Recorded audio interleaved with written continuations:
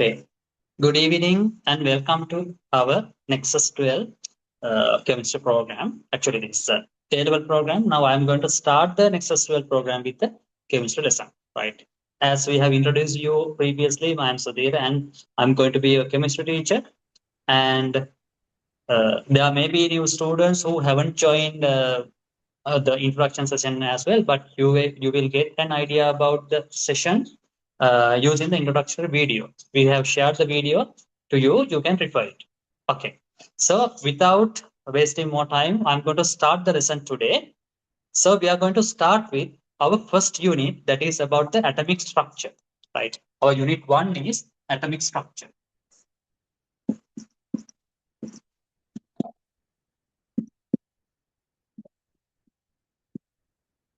Right. Atomic structure is our topic. Right. Before talking about the atomic structure, we should know what is chemistry. We should know what is meant by chemistry. Right. Chemistry is actually learning about the things, right? Learning about the matter, learning about the behavior of matter, structure and behavior of matter.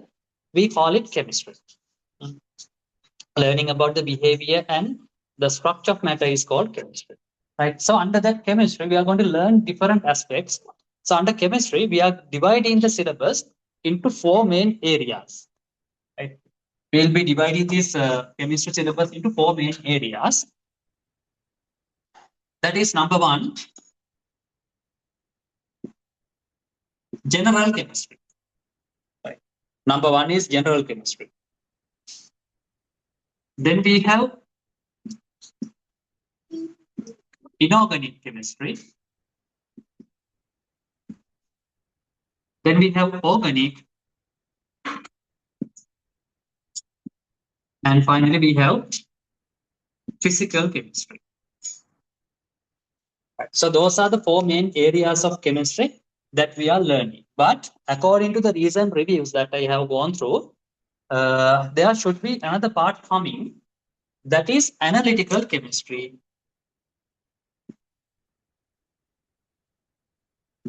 Right. That has to be analytical chemistry.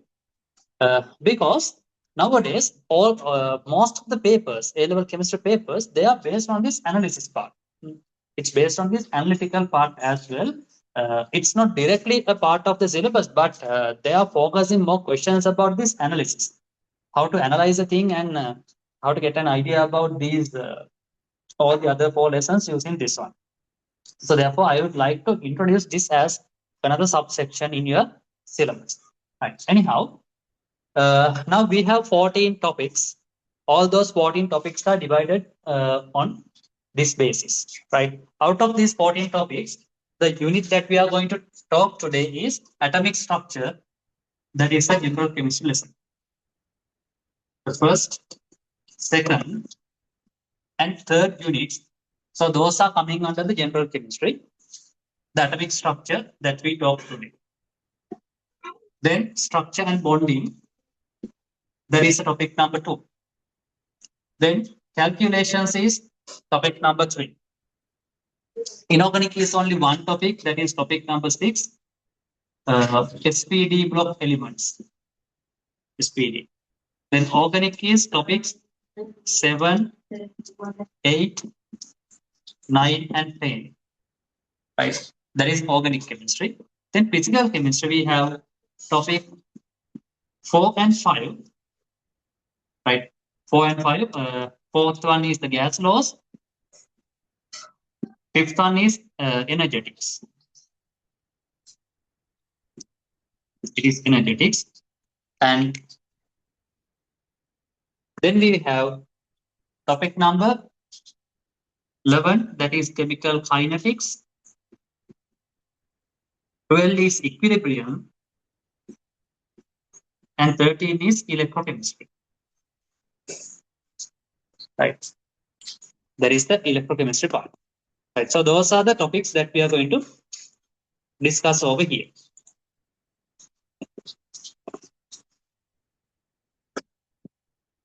Right.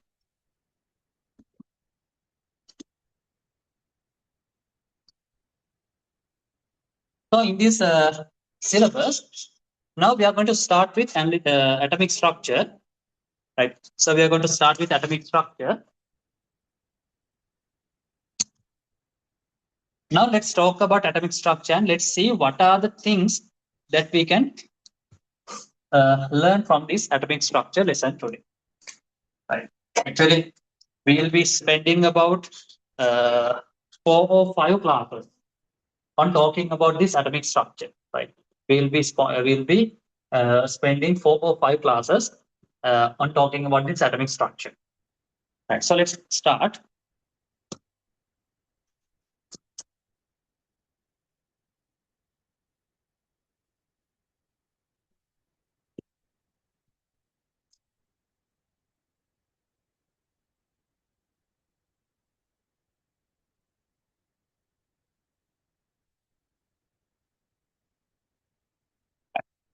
When we are talking about the atomic structure, uh, actually this is kind of history lesson, right?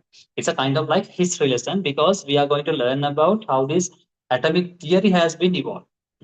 What is the evolution and how different scientists and how other philosophers and the people who worked hard on uh, bringing forward this atomic theory and the structure of the atom. Right? Those are the things that we are going to learn. Before that, I must tell you this most of the students they find this subject difficult. That means most of the students they say that chemistry is difficult than other subjects, especially math students. No need to worry because it's a myth. I know so many of my students who find, those are following combined maths in A level, but they find chemistry is the most easiest subject therefore a subject for them. Right. That means the way that we look at this subject is the thing, right? That means this is not a subject to learn by heart like biology or any other history or any other religion kind of subjects. So this is not a subject to learn by heart. I repeat that one. It's not a subject to learn by heart. All the chemistry concepts are there, so you have to learn about those concepts. If you get those concepts into your brain, then you can perform very well on the exam as well as you can resolve any of the questions. So that is the most important thing. You have to get the concept. Concept is the most important thing. So my teaching method involves teaching you the chemistry concepts. So if we know the concept, we can resolve any of the questions. Okay. Now, as a start, let's write down the topic that is atomic structure.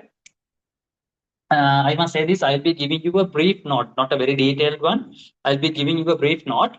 As we all are studied the GCE A chemistry, you can always refer your resource book, the books which were written by a board of professors and university lecturers, including school teachers, that is being published by NIE, the chemistry resource book.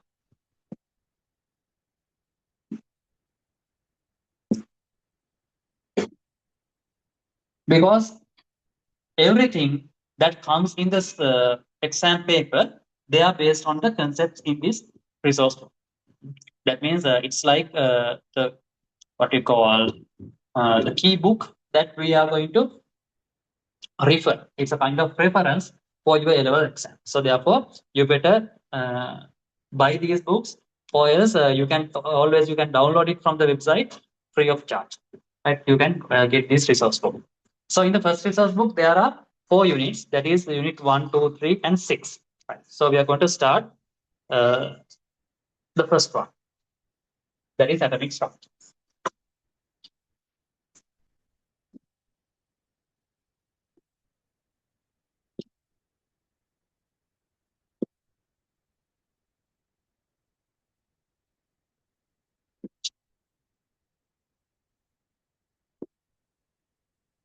Right. Atomic structure. When we are talking about atomic structure, okay, when we are talking about atomic structure, okay, I must tell this. Now, don't think that this is a very large group class. There are so many students joined over here, but you can always ask me questions if you have. You can always talk or send messages to the chat. I'm checking my chat always. Right. During this 3-hour period, you can always send your questions, any doubts. Right? If you find anything difficult, if you don't understand anything, you better raise your hand, or you can just talk and ask, or yeah, you can send a question in the chat. So my line is always on. You can ask it. All right. So when we talk about the atomic structure, we can't forget about the Greeks. We can't forget about the Greek people. So the Greek people back then, they were the people who were believed to be philosophers back then, because in the Greek civilization, people were so fascinating about these science things and the things, science things and other what we call visions. So therefore, they paid more attention about these science things. So when we talk about the atomic model, there was a scientist, actually not a scientist, there was a philosopher called Empedocles, right? Empedocles, who lived in about 400 BC.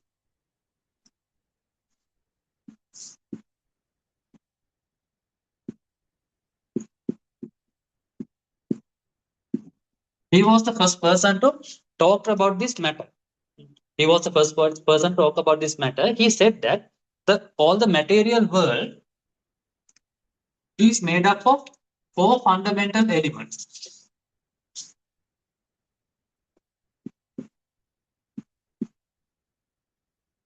It is made up of four fundamental elements. They are earth, fire, air, and water. Right. So that was his idea. Empedocles, he said that all the material world is made up of four fundamental elements. Those are earth, fire, air, and water. Right. Then back then, Hindus were there. In the Indus Valley civilization, there were Hindus. Right. Hindus also believed that the material world is made up of these four fundamental elements as well as the space. So they have added one more thing. They say space. Right. The material world and space, they are made up of these. That was their belief. Right. But there was another philosopher called Democritus. He is also a Greek philosopher, again in the same era. He said that the material world is made up of tiny, indivisible, and invisible particles called atomos. Actually, atomos is a Greek word that represents indivisible. It says it is indivisible, right? Atomos means tiny, indivisible, and invisible.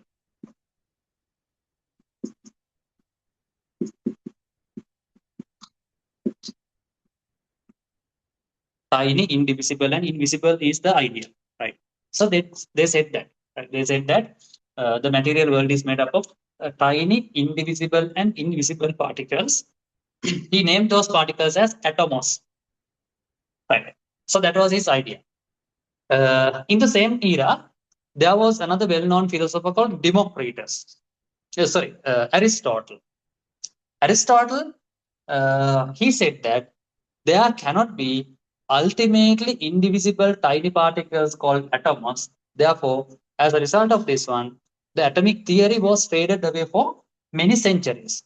Right now, this was we are talking about this 400 BC time. Right now, this atomic theory was faded away for many centuries until 1808. Right, so that is the year where John Dalton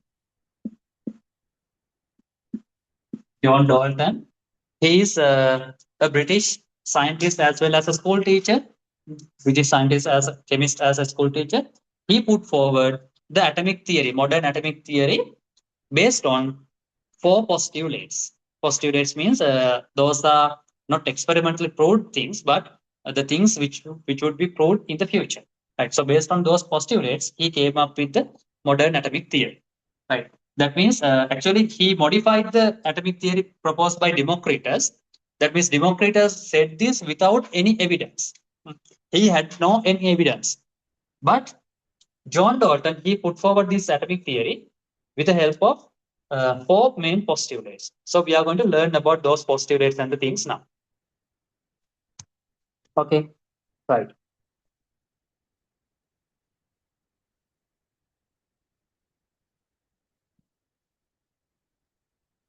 Now, let's take a small note.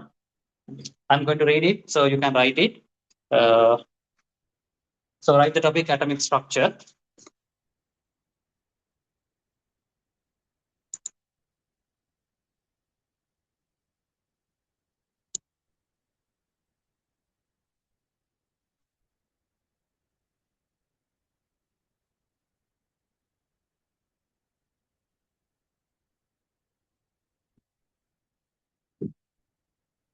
Right. So let's write down.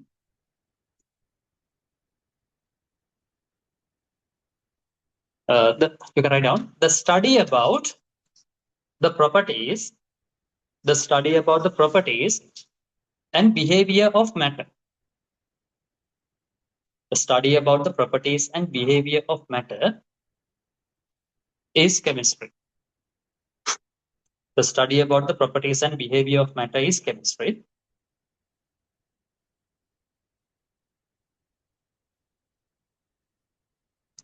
Matter is anything.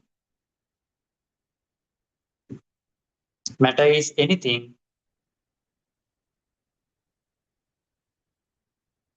that has a mass. Matter is anything that has a mass and occupies space. Matter is anything that has a mass and occupies space.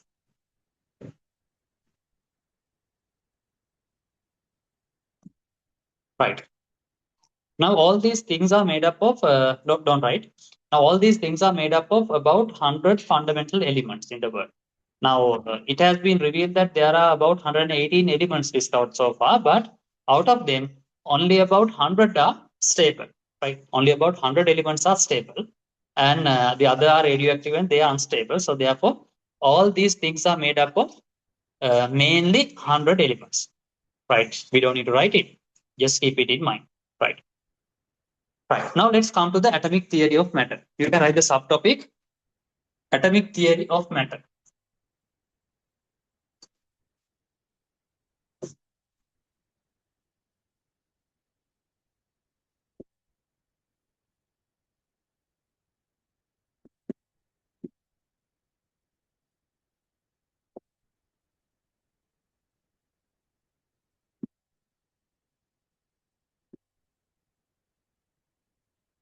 Atomic theory of matter.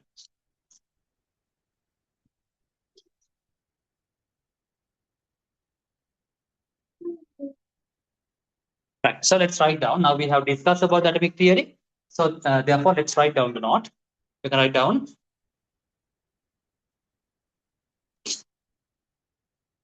Empedocles. Empedocles in 440 BC. Sorry, 440 BC.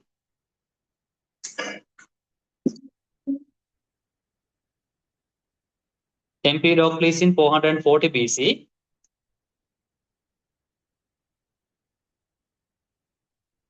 believed that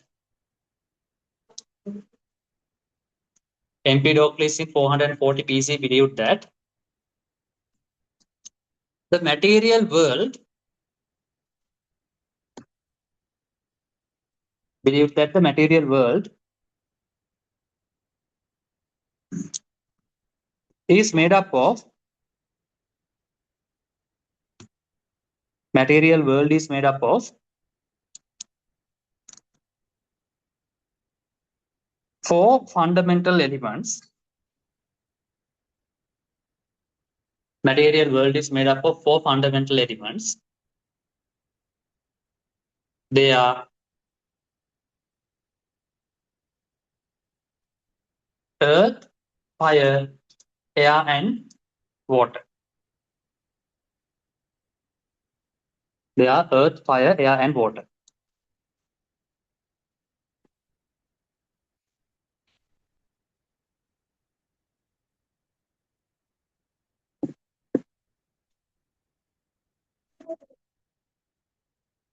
Right. Then you can say, in the same time, in the same time, Hindus, Hindus, Hindus believed that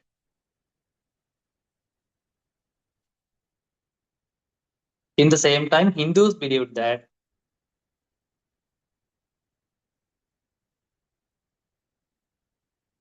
the world and space, the world and space is made up of, the world and space is made up of above four fundamental elements. The world and space is made up of above four fundamental elements.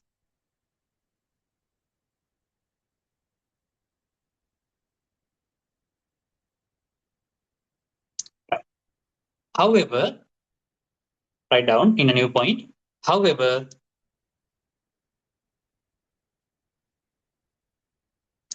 another Greek philosopher,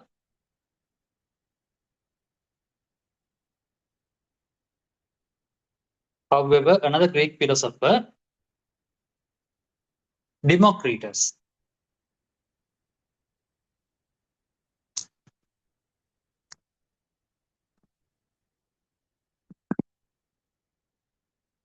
another Greek philosopher, Democritus,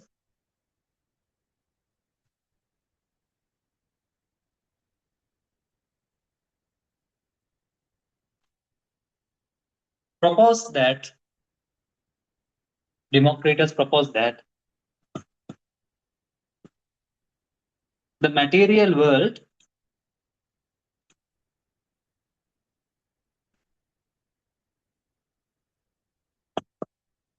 proposed that the material world is made up of the material world is made up of tiny, indivisible, and invisible particles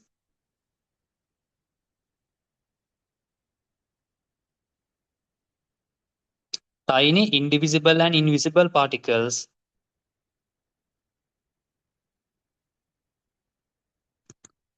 called atomos.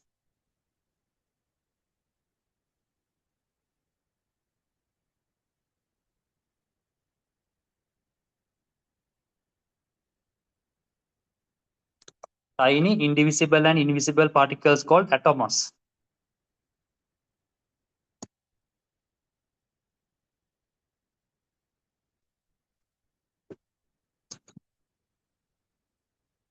Right.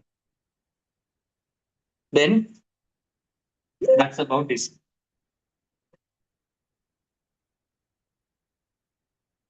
Tiny, indivisible, and invisible. The meaning of atomos is indivisible. Right. That's the meaning of atomos. Okay. Then in the new point you can write down the Western civilization. The Western civilization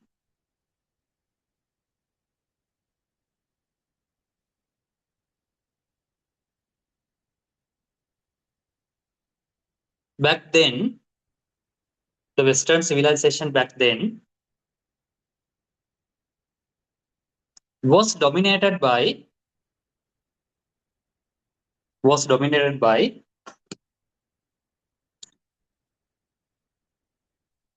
the Greek philosopher Aristotle. Was dominated by the Greek philosopher Aristotle.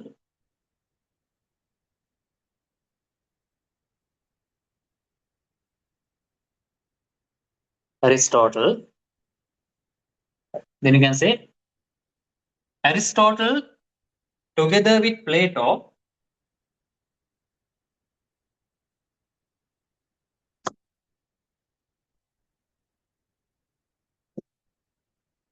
Aristotle together with Plato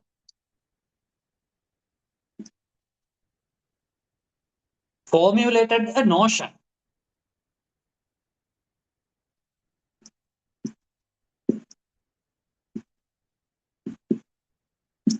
They formulated a notion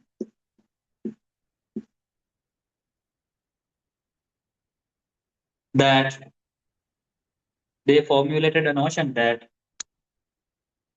there are no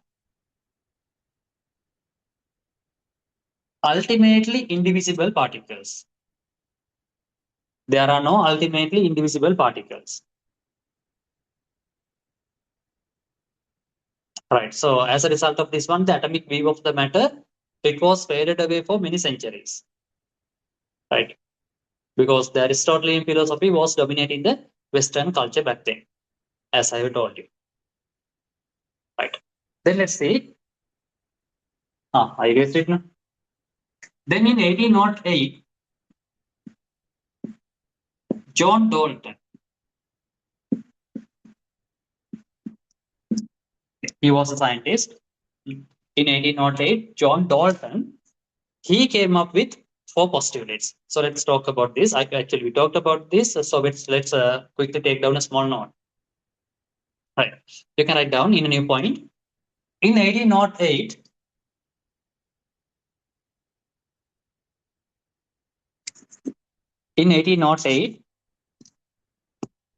John Dalton,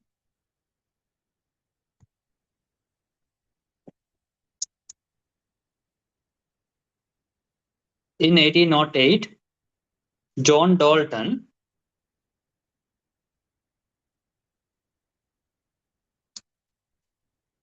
comma, an English scientist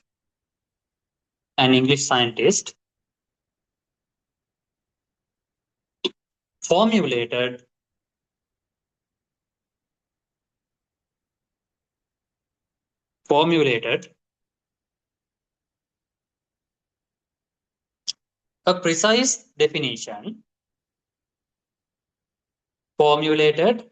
a precise definition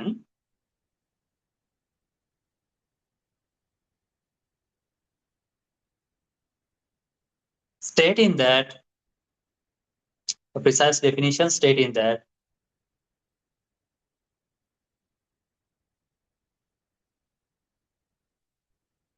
the matter is made up of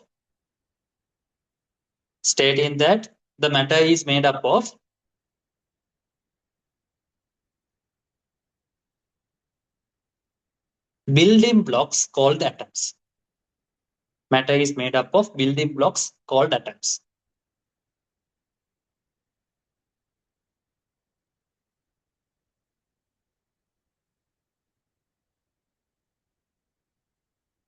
Right. Now he took four postulates for this one. Okay, you can write down. Dalton's atomic theory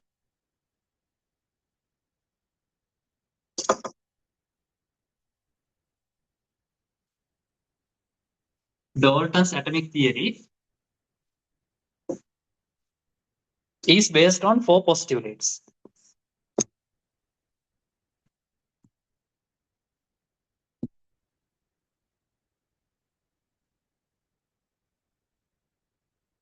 Dalton's atomic theory is based on four postulates. Okay.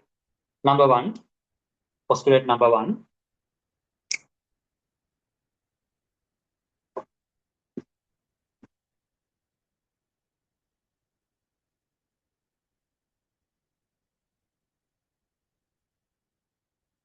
You can say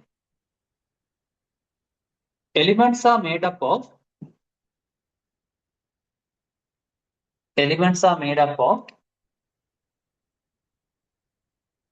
tiny,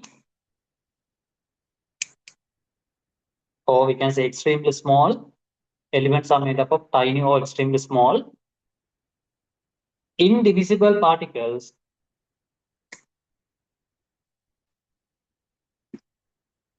called atoms.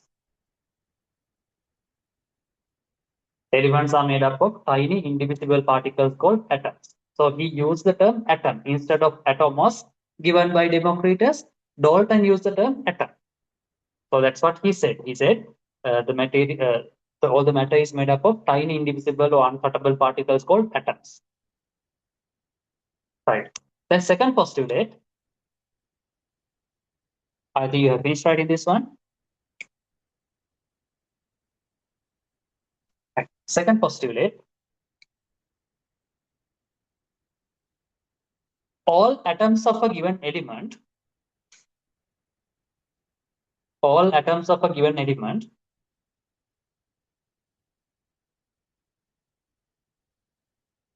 are identical in all atoms of a given element are identical in mass and size. All atoms in a given element are identical in mass and size. Comma. But the atoms of one element, but the atoms of one element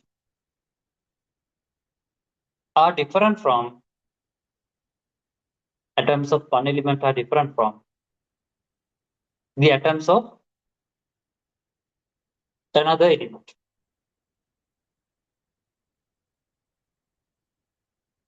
Right. That is the second postulate. All atoms of a given element are identical in mass and size, but atoms of one element are different from atoms of another element. Right. So that is the second postulate. Right. Then third one, let's move to the third one, third postulate. Right. So if we elaborate this second postulate, that means the first postulate I explained you earlier. The atoms are made up of tiny, indivisible, invisible particles. If we elaborate the second one, now let's assume you are given a gold molecule, sorry, gold piece. In the gold block, if it is a PO1, there will be gold atoms arranged like this in an ordered manner, right? So here, all these are identical in mass and size.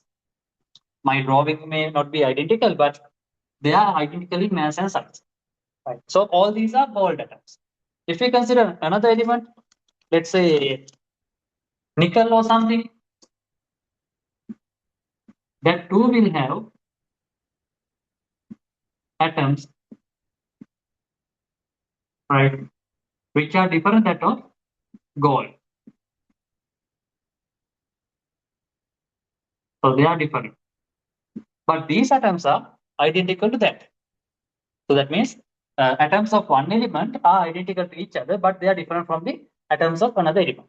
So that is the second postulate that he gave. Right. So then let's move to the third postulate. Right. Third one. Now here in the third postulate, Dalton talks about the chemical reactions. Right. What will happen in a chemical reaction? Right. You can write down atoms of one element. Atoms of one element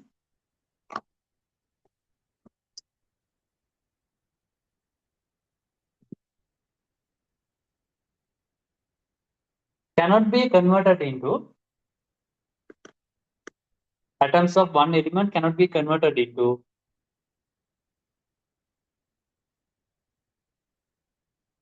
atoms of a different element. Atoms of one element cannot be converted into atoms of a different element by means of a chemical reaction.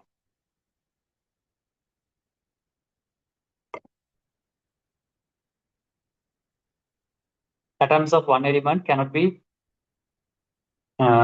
changed into atoms of a different element by means of a chemical reaction. Within brackets, you can write down that means atoms are neither created nor destroyed.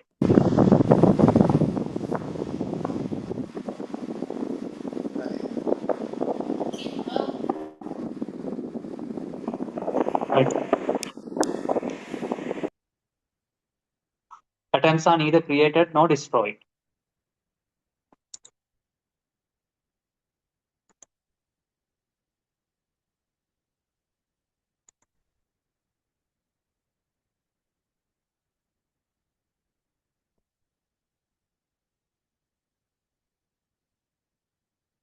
Right, so that is the third postulate. So that means in a chemical reaction, so let's take an example. Let's see a small reaction. Carbon reacts with oxygen producing carbon dioxide. So this is a combustion. So this is a combustion reaction. Carbon reacts with oxygen producing carbon dioxide. Now see, carbon over here, the carbon that we see over here, it will remain as carbon itself in carbon dioxide. Oxygen that we find over here, it remains as oxygen. That means it has not been changed. But the thing is, these two are linked together to form this compound. Right? So they are linked together to form this compound. So that means the arrangement is different, but these atoms are neither created nor destroyed. That means for the formation of carbon dioxide, only carbon and oxygen is taken from the reactants. They are not being taken from anywhere else. So that is the third postulate. It mentions that atoms are neither created nor destroyed. Right.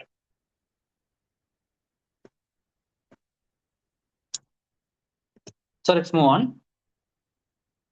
The fourth postulate. Right, you can write down the fourth postulate. Compounds are formed. Compounds are formed by the union of compounds are formed by the union of two or more atoms. Compounds are formed by the union of two or more atoms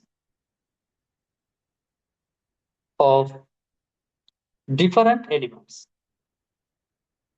By the union of two or more atoms of different elements in a simple numerical ratio. Compounds are formed by union of two or more atoms of different elements in a simple numerical ratio. So that is a fourth postulate. Right. So that means if we take an example,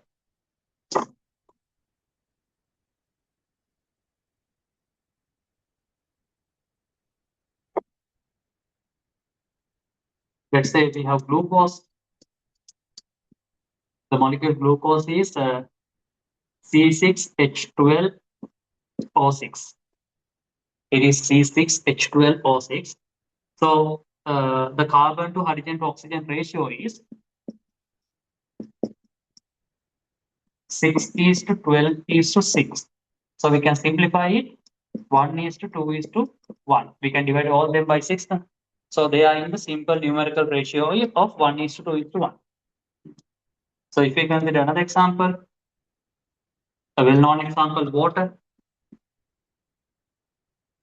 If we consider water, there we have hydrogen and oxygen in the ratio 2 is to 1. So all these atoms, they are arranged in a simple numerical ratio. They are arranged in a simple numerical ratio to give this. Right.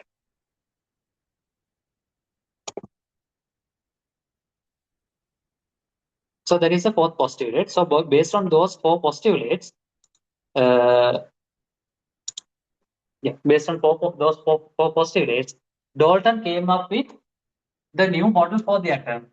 He said that atom is a tiny invisible particle.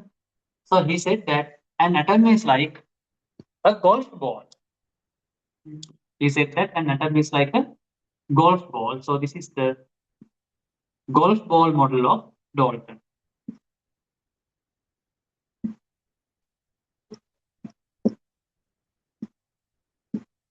This is the golf ball model of Dalton. He said that an atom is like a golf ball. It's a spherical one. Right. You can write down.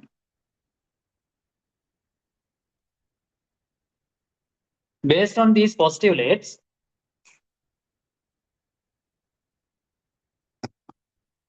Dalton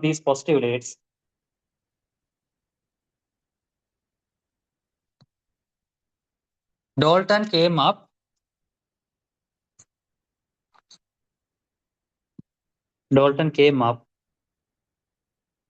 with a new model for the atom.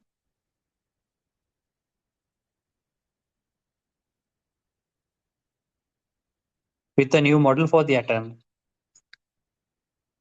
that is called golf ball model.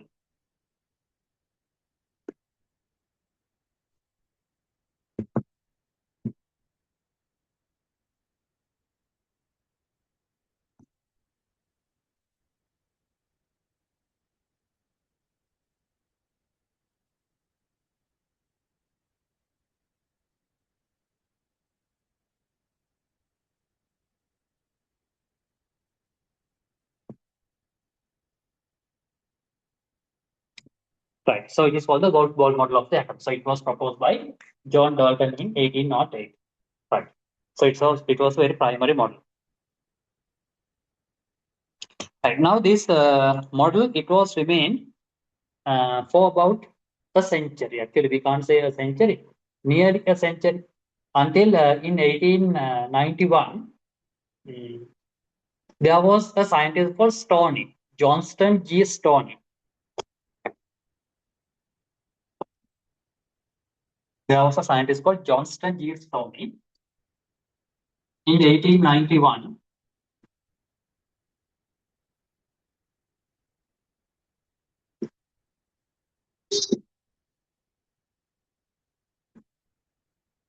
Johnston G. Stoney, he named the fundamental current carrying unit as electron. So he named it as electron.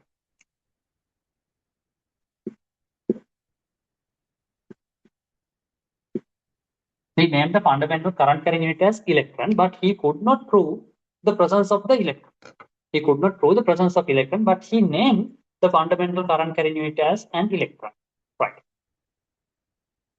So with the help of this one, right, there was another scientist called J.J. Thomson in 1896 and 97. Actually, in 1897, in that era, with the help of the Crookes tube, which was produced by Sir William Crookes, he was able to prove the presence of the electron, which they named it as a subatomic particle. So that was the discovery of the first subatomic particle in this building up of the atomic theory. Right.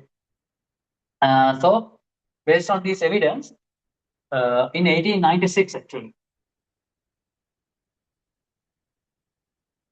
he did these experiments, right? But he successfully gave this theory.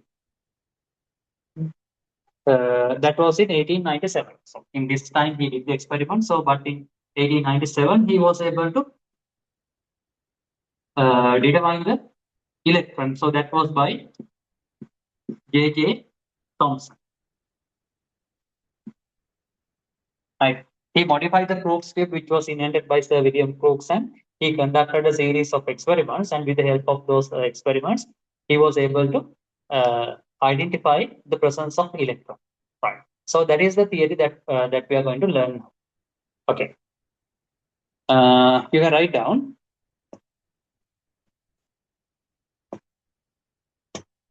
In 1891, in 1891,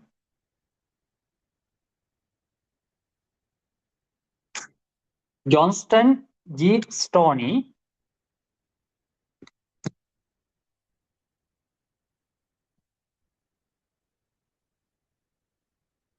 in 1891,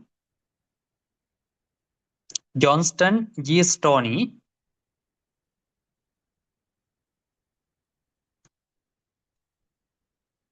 named the fundamental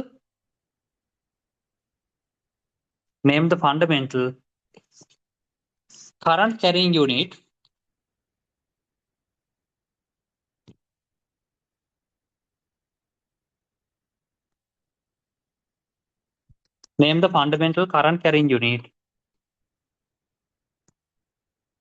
as electron.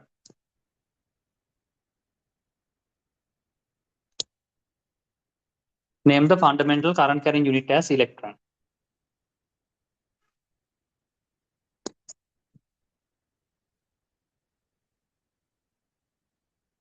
But he did not have –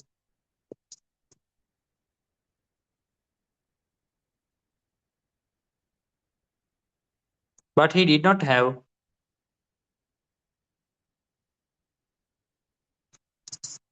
any experimental evidence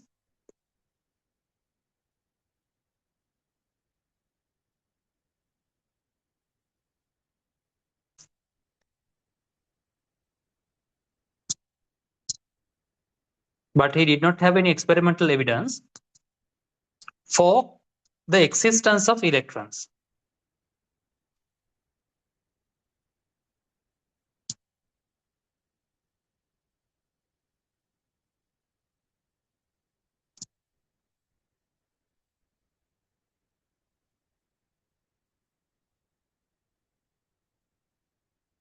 Right, for the existence of electrons. Right, then you can write down another set of scientists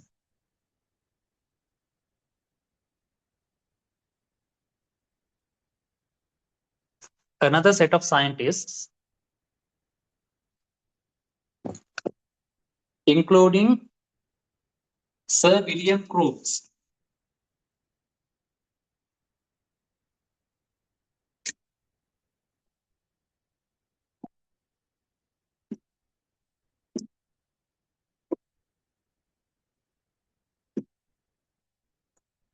another set of scientists, including Sir William Crookes, studied about the electrical discharge. Studied about the electrical discharge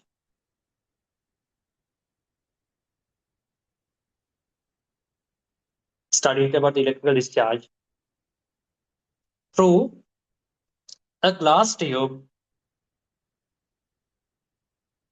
through a glass tube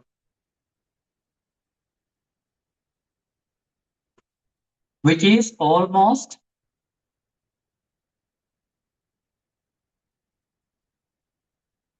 emptied of air, which is almost emptied of air.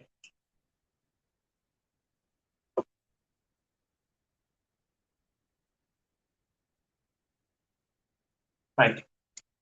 They connected they connected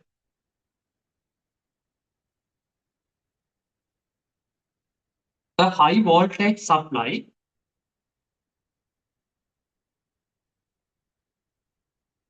they connected a high voltage supply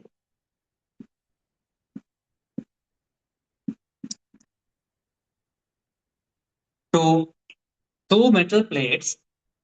They connected the high voltage supply to two metal plates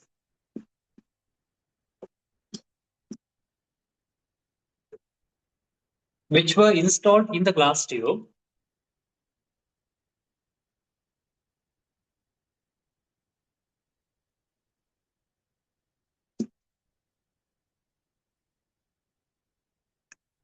which were installed in the glass tube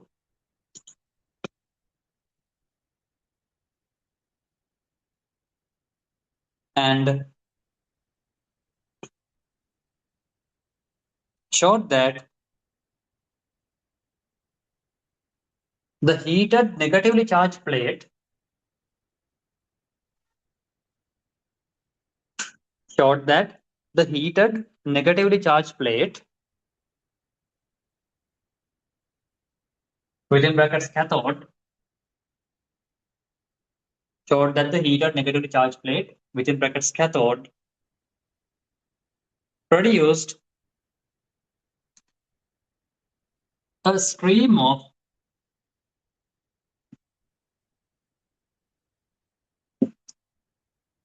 invisible radiation.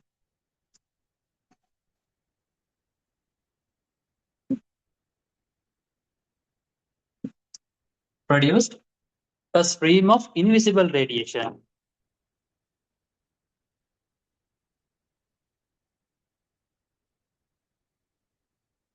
which they named as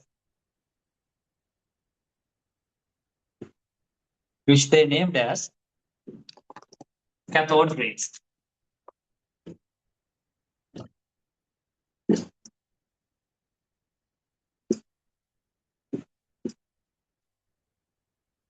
which they named as cathode rays, because they emitted from the cathode, which they named as cathode rays because they emitted from the cathode.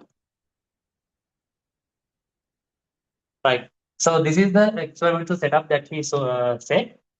Now, two metal plates are there connected to a high voltage supply. So once a high voltage of about 10,000 volts is given, they observed that a stream of radiation comes out of this cathode and moving towards the anode.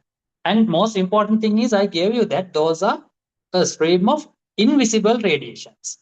Right. So if they are invisible, how they are going to observe this? If they are going to be invisible radiations, how they are going to observe this?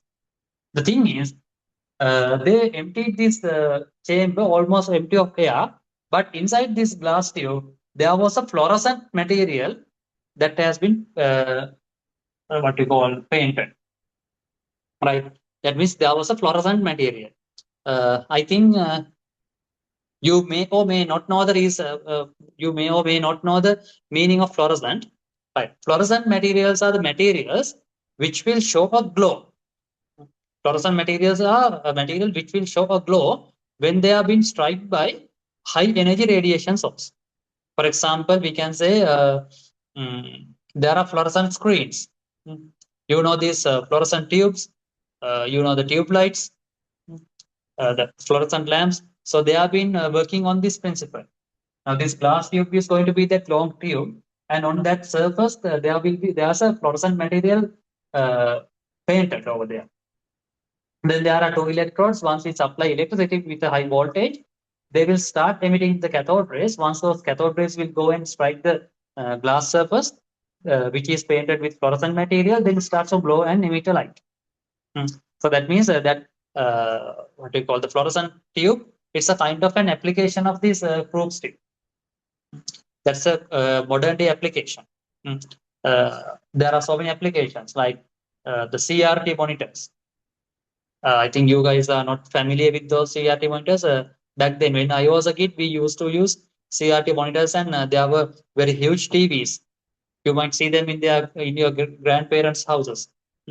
There's a huge back to those TVs, right? So those are called CRT TVs because CRT means cathode ray tube. CRT monitors means cathode ray tube monitors, computer monitors. Then oscilloscopes. Cathode ray oscilloscope is there, which we use to characterize the wave patterns. Laser is an application of these cathode ray tubes. Then the fluorescent lamp, I told you, fluorescent tube, it is also an application of these cathode ray tubes. So likewise, there are so many applications. All those were being given the idea from the Crookes tube, Sir William Crookes, who gave it. Right. So let's move on. So I told you that this was given the name cathode rays because these rays they generated from the cathode and moved towards the anode. So let's write this small point and draw this one. You can say that although the rays could not be seen,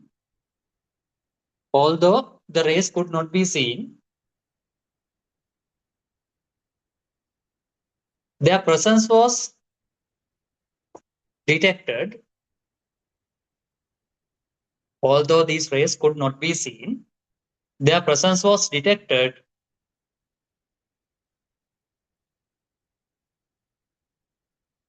because they caused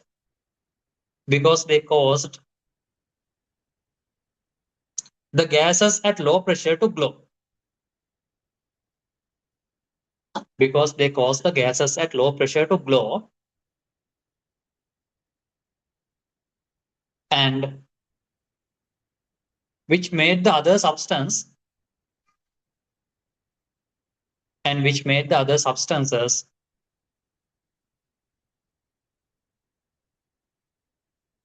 to fluoresce. Fluoresce, Fluoresce.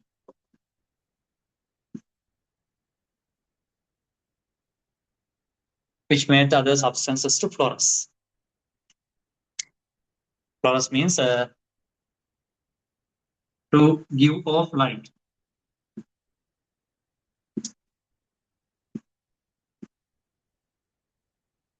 Fluoresce means to give off light. Right.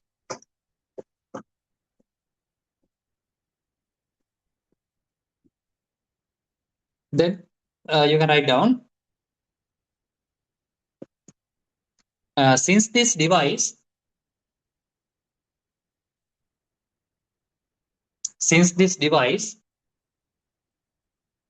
was invented by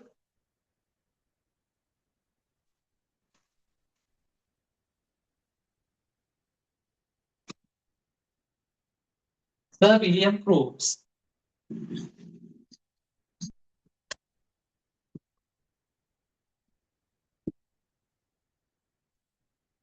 Since this device was invented by Sir William Crookes,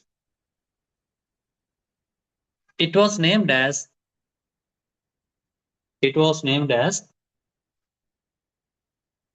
Crookes tube. It was named as Crookes tube or cathode ray tube.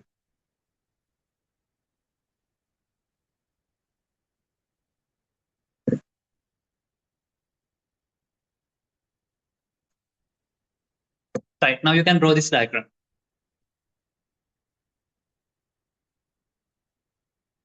Quickly draw this diagram.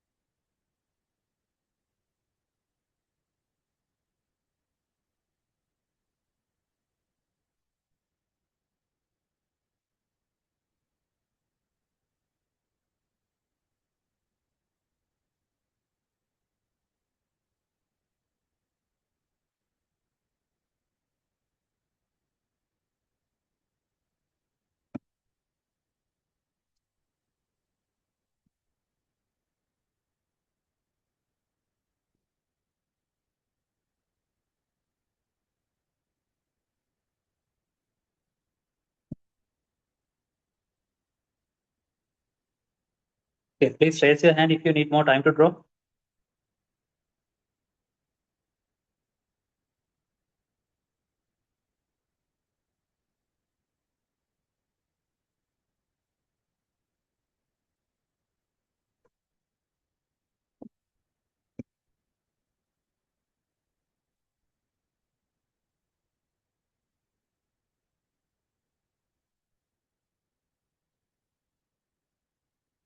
Right, no one is there. Okay, so let's continue.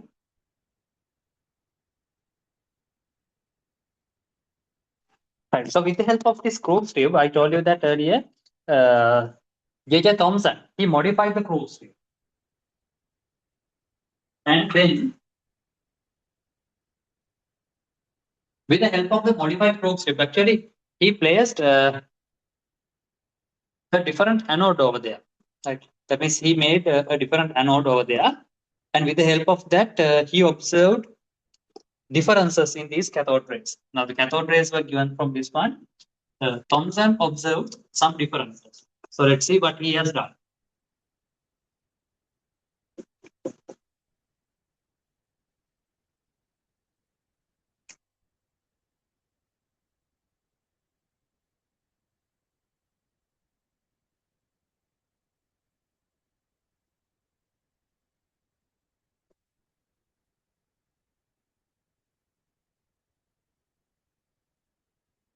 So this was the shape of the tube used by Thomson. There he used an anode with a hole in the center.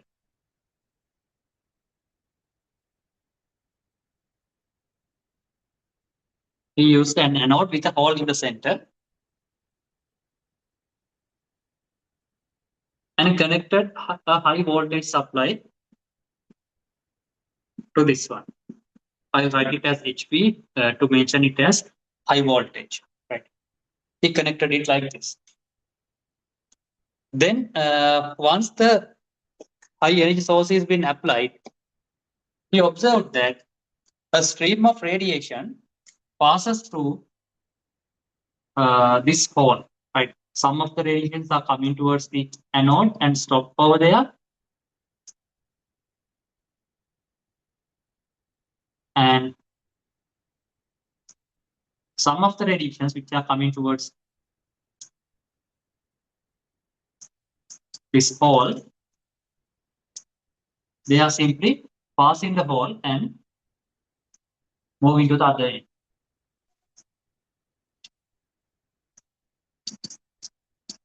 Right. So then the other end, it was a screen.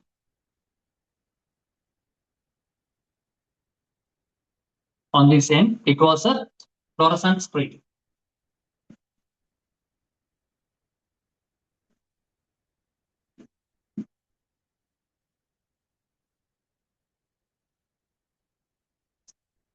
Right. So this is the cathode, and this is the anode. Right.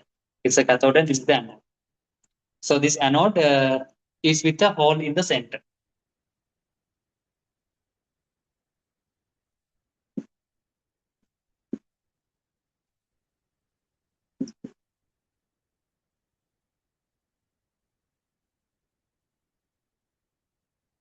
Right. So there we have the cathode and the anode. Right. So then from this one, now this is the Thomson's cathode ray tube.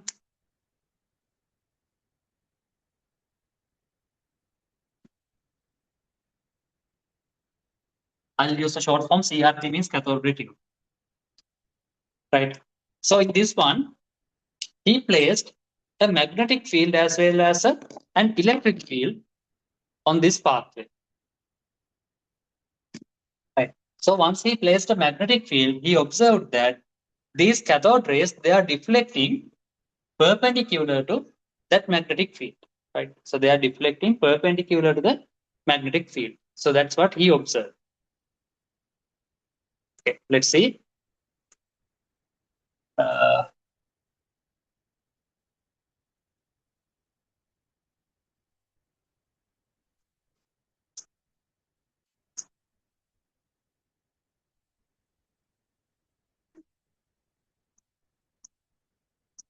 So this North Pole is behind this one, right?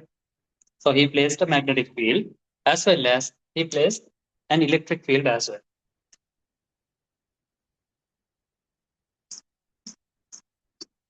Positive plate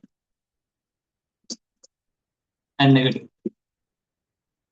So by placing those things, he came up with so many observations and conclusions. So we are going to discuss this after drawing this one.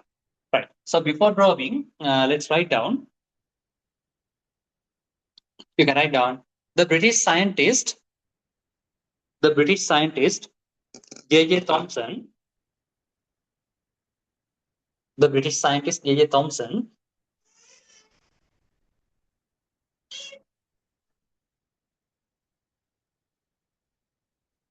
in 1897, J.J. Thomson in 1897 described that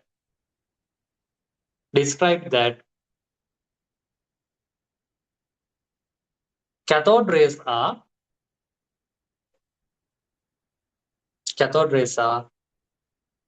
a stream of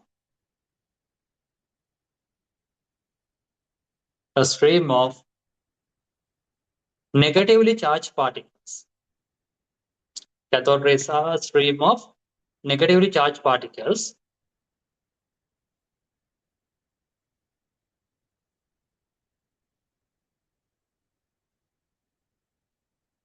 From the observations,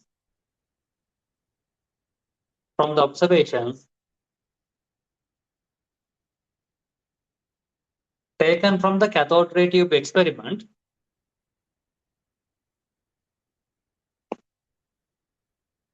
from the observations taken from the cathode ray tube experiment,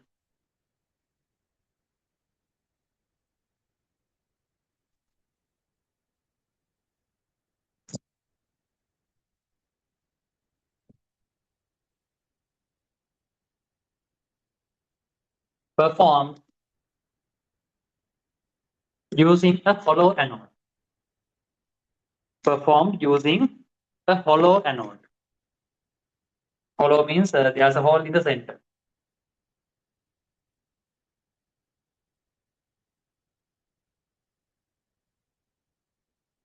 They perform this using a hollow anode.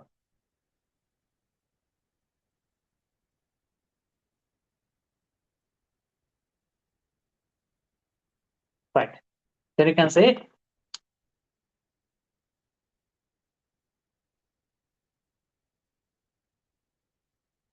using his experimental measurements,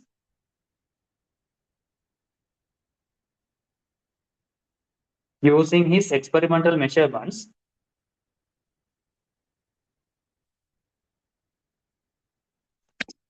using his experimental measurements, J.J. Thomson, J.J. Thomson was able to calculate, was able to calculate the charge over mass ratio, the charge over mass ratio of electron as 1.76 into 10 to the power 8 coulombs per gram.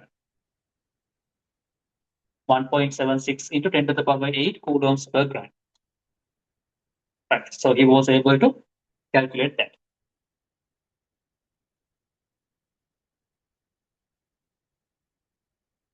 Right. Most importantly, he was able to say that, he was able to predict that, that means he was able to observe that the E/M ratio for all the cathode rays that he used for different cathode materials as well as different gases, it was the same. That means whatever the gas taken into the discharge tube or the whatever the cathode material, this E/M ratio remained the same. So that was the reason he came up with the conclusion that these cathode ray particles are then identical to each other, and then that must be some sort of particle which will be coming from these substances. Then he concluded that this will be the another subatomic particle called electron, and you got it fixed. Right, so he deduced that this will be a subatomic particle called electron. Right. So E/M ratio is 1.76 into 10 to the power 8 coulombs per gram. So after writing this one, you can draw this picture quickly.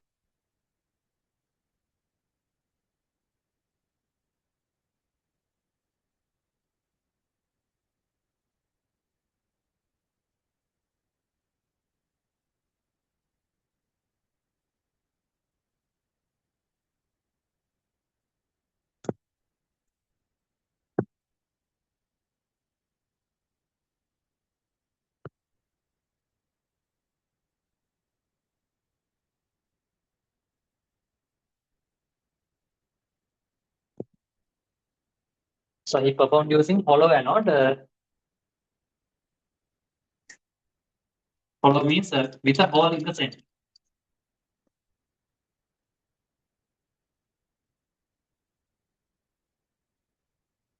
Right.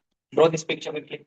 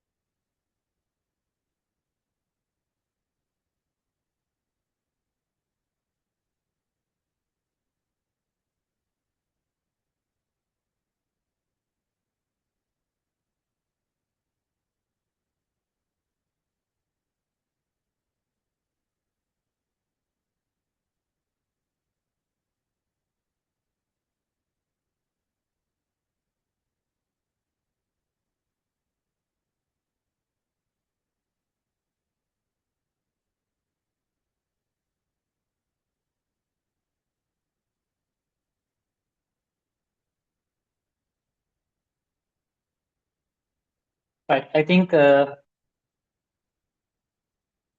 time is enough to draw this one. Right. Who needs more time to draw this diagram? If you need, you can raise your hand, or else I can go move on.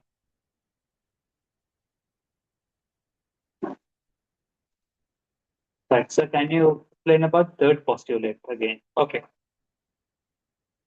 You're asking the question now. Now we have passed that postulate thing about an hour ago. It's okay. It's okay. You can ask questions at any time, right? Good. I like once you ask questions. Right. Shall I erase this one?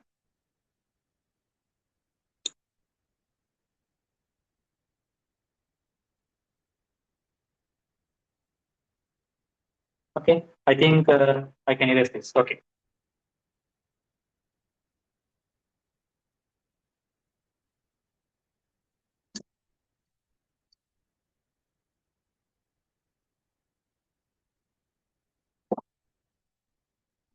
Now the third postulate, it says that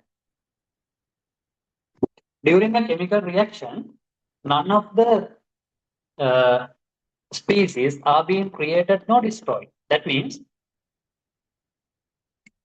let's say this reaction C3H8. This is called propane. Propane actually, propane is a hydrocarbon. Right? Propane is a hydrocarbon that we use. It's a composition of the LP gas that we use nowadays. It's a kind of LP gas that we use nowadays, but the thing is, we don't have gas now. There is something else. So propane is a kind of fuel that we use to get heat. So CCH8 reacts with oxygen, producing carbon dioxide and water. It's producing carbon dioxide and water. Right. So in the balanced equation, I write balanced equation. I'll teach you how to balance this one later. Like this one. Now see, there are three carbon atoms over here. In the other side also, 3 into 1, there are three carbon atoms. That means none of the carbons are being wasted or none of the carbons are being reformed. And if you consider hydrogens, there are 8 hydrogens over here. Here 4 times 2, 8 hydrogens over here. That means no hydrogen is being formed again, or no hydrogen has been completely wasted. Then oxygens, 5 times 2 is 10. So here 3 times 2 is 6, and 4 times 1 is 4. Altogether 10 oxygens are there. Right. So that means none of the oxygens have been created nor destroyed. Is it clear, Bata? Who asked the question? Krishmi, no? Yes. Is it clear to you?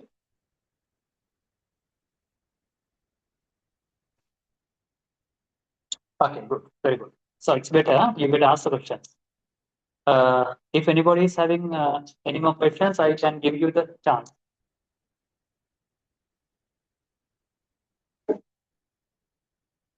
Right, okay, welcome.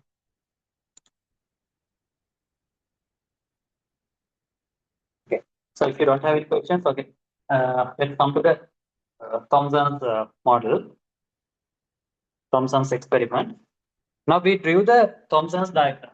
Sorry, Thomson's cathode ray tube. So with the help of this one, we came up with the idea that there is a subatomic particle called electron. So the discovery of the electron, the honor of the discovery of electron goes to J.J. Thomson. But it is J.J. Thomson who discovered the electron. Now students will be confused with this one. I have seen this several times. Whenever I or any other test paper asks, the person who invented electrons, the students write the answer as Stoney, right? It's not Stoney, it's Thomson, because Stoney was the person who gave the name electron, but he could not prove the presence of electrons uh, experimentally, right? Thomson was the person who invented the electron, and he was the person who was able to prove the presence of electron experimentally. So therefore, the honor of the discovery of electron goes to Thomson. Remember that. All right. Now,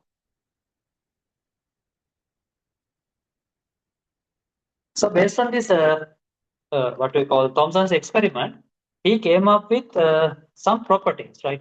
So there are some properties of the cathode rays, and he came up with some experimental observations. That means based on those experimental observations, he came up with the properties of cathode rays. Right. So we are going to learn about the properties of cathode rays. Okay. You can write a subtopic: properties of cathode rays.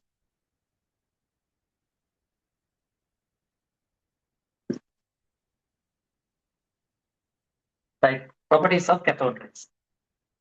Then you can write the first property.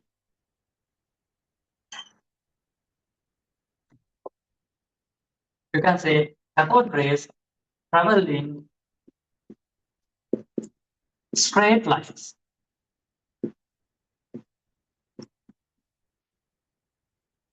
Right. Cathode rays travel in straight lines. Right. So that's the first property.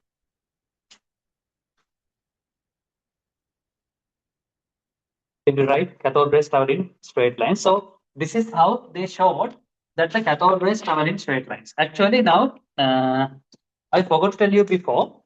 In our chemistry course, we have to discuss about 45 practical experiments in the syllabus. Right. In addition to the theories that we learned, we have discussed 45 practical experiments. So these demonstrating the properties of cathode rays is the first experiment. So now we are going to discuss that practical over here with, along with the theories that we learned. Right. Now this is how we show that the cathode rays travel in straight lines.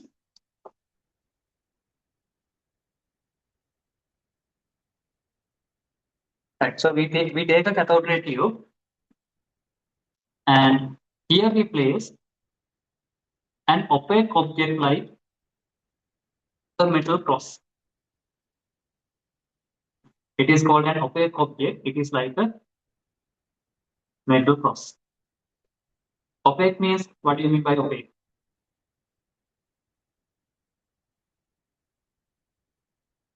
Opaque means it does not allow light to pass through it.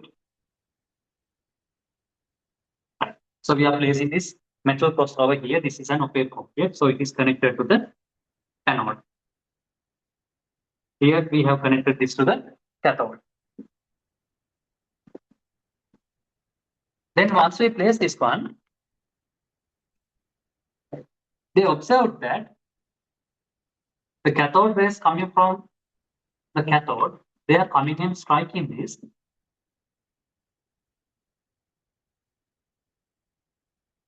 And they form a shadow on the opposite end of the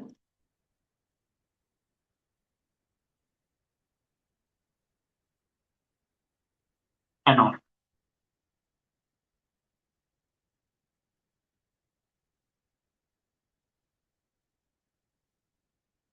So they form a shadow over here.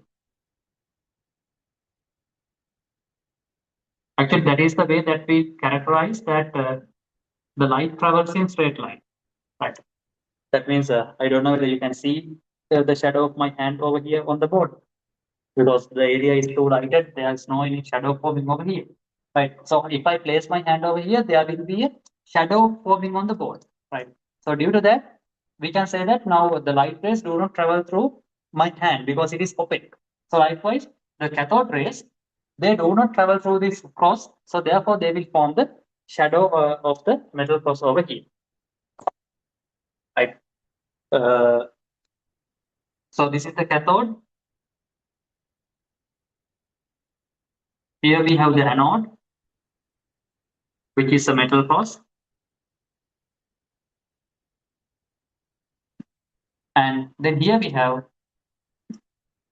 the shadow of the cross.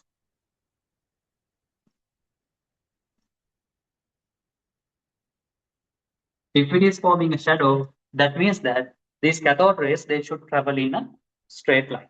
Okay, you can you wrote the property, they travel in straight lines. Then you can draw this one.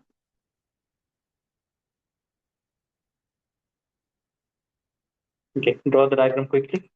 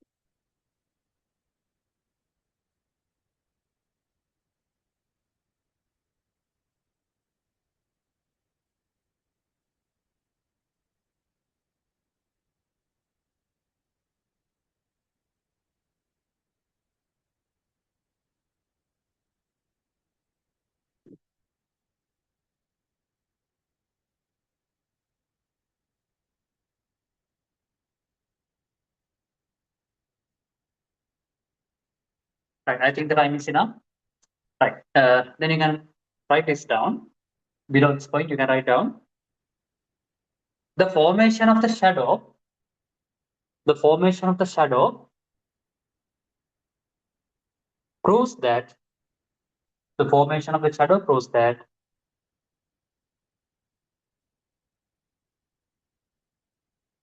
cathode rays emit from the cathode. The formation of the shadow proves that the cathode rays emit from the cathode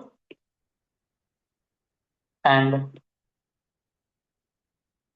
travel in straight lines. And travel in straight lines.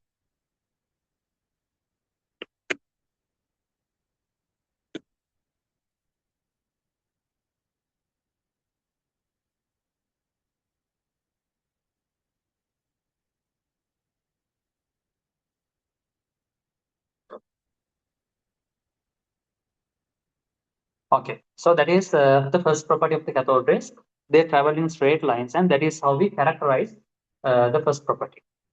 Right. So then now we have been discussing these theories for more than 1.5 hours. So it's a time to take a short break, and it will be a exactly 15-minute break.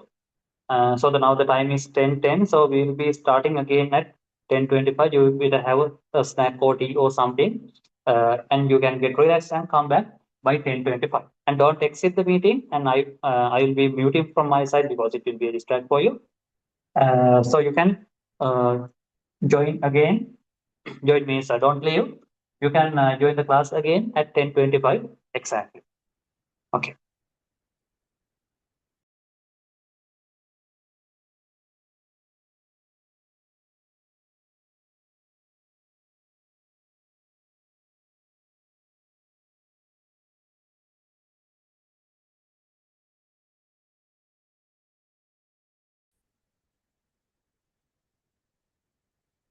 Okay.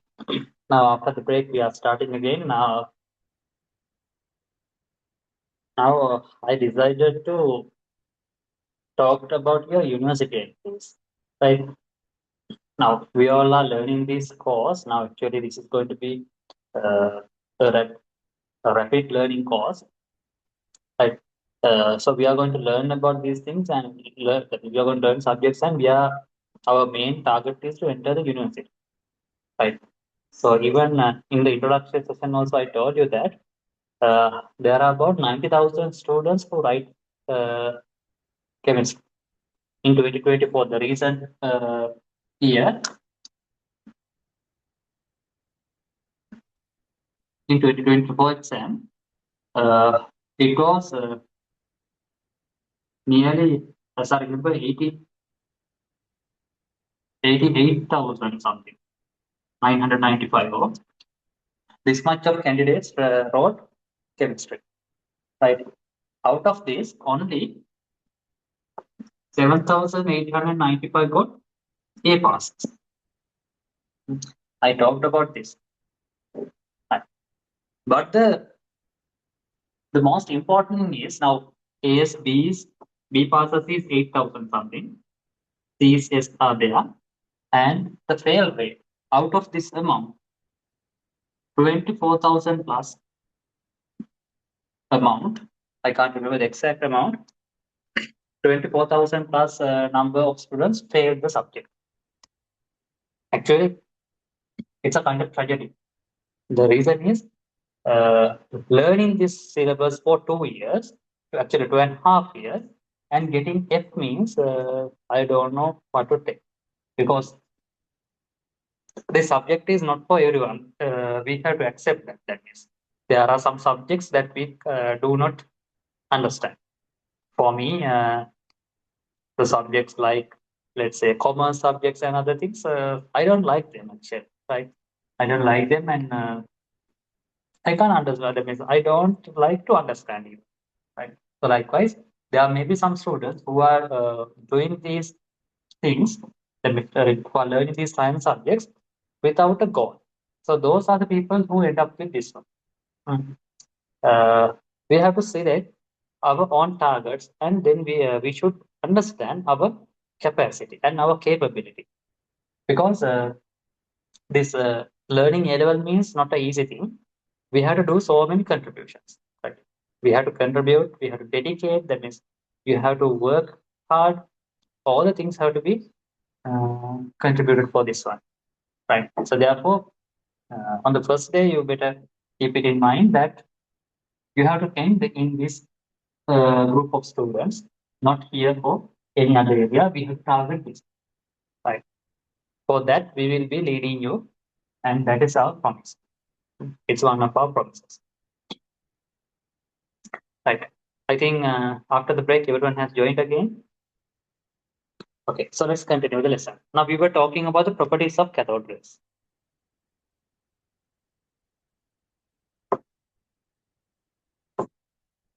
We will talk about the university entries and other things later. Right. So we are going to learn about the second property. So we learned the first property that is cathode rays travel in straight lines. Right. Second property, we can say cathode rays are a beam of particles having a mass and possess kinetic energy. Right. We can say cathode rays possess mass and kinetic energy. Right. So let's write it down. You can write down cathode rays. Cathode rays are a beam of particles. Cathode rays are a beam of particles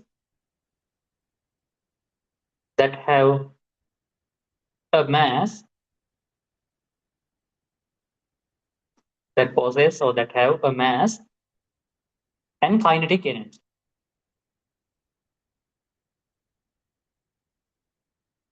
Now we can characterize it like this.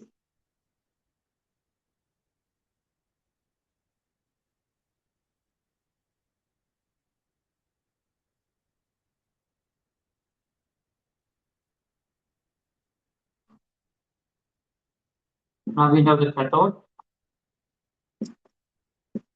and anode.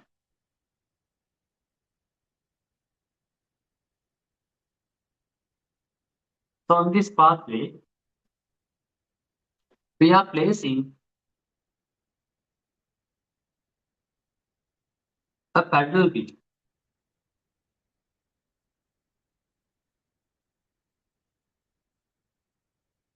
Right. We are placing a paddle wheel like this. Right. So once we place a paddle wheel and we start supplying electricity,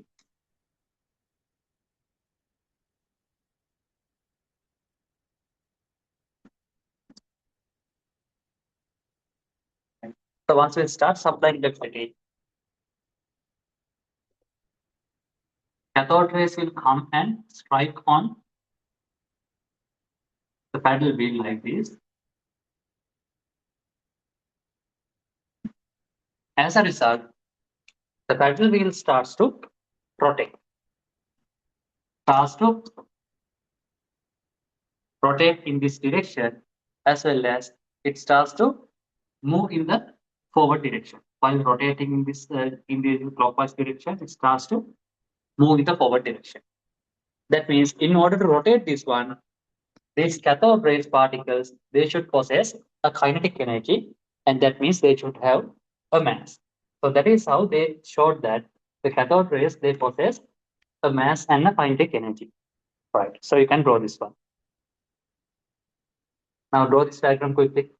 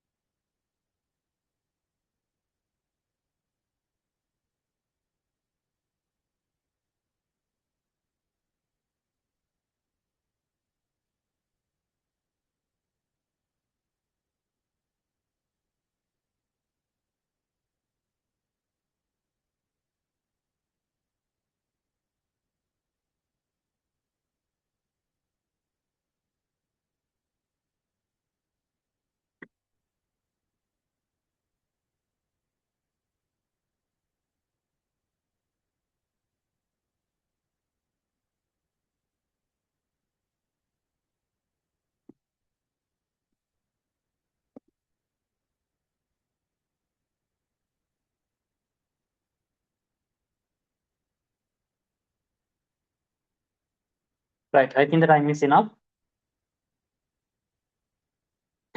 Right. So I explained you how this takes place. Okay. You can write down. Below this one, you can write down.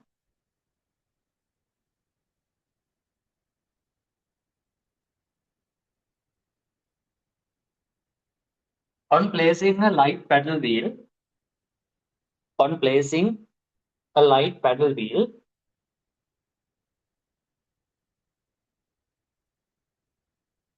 on placing a light paddle wheel in the path of cathode rays, in the path of cathode rays, in a discharge tube, in the path of cathode rays in a discharge tube, the blades of the paddle wheel rotate. The blades of the paddle wheel rotate.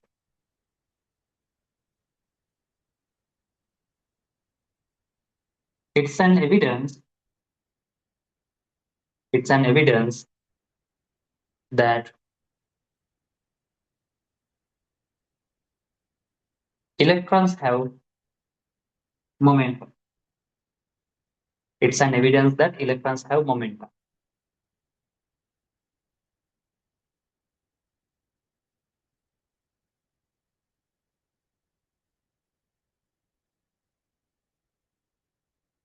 Right now, there's a doubt about this property. Some people argue that this rotation is made due to the heating of the tube, right, inside the heating, but I don't think so, because whenever we put on the switch of the voltage supply, this paddle wheel starts rotate. That means it won't stay even a single second to get heat up. So therefore, it's not a very good argument. Anyhow, these cathode ray particles, we know that those are electrons, so they should possess some amount of mass. So therefore, it is rotating this paddle wheel, right? So that is the second property. Then third one, we can write down, when an electric field is placed, or when an electric field is applied,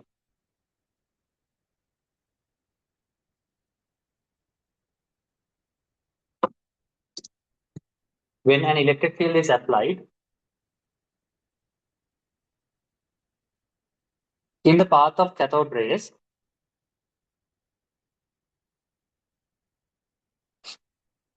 when an electric field is applied in the path of cathode rays, they are deflected towards, they are deflected towards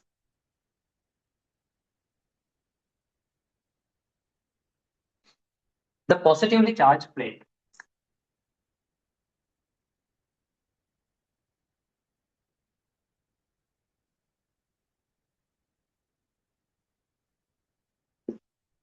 Therefore, cathode rays are negatively charged.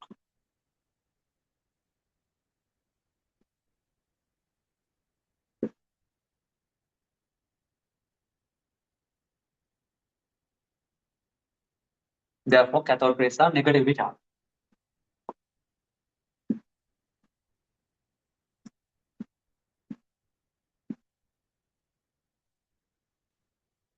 Like this. Now, this is the original pathway of the cathode rays.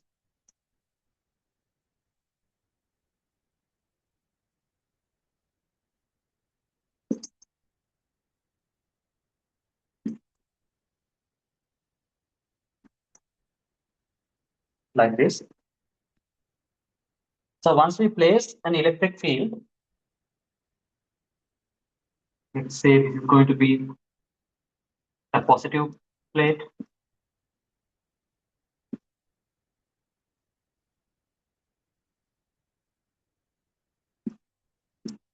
Here we have a negative plate. So once it is placed, they have been deflected towards the positive plate, like this.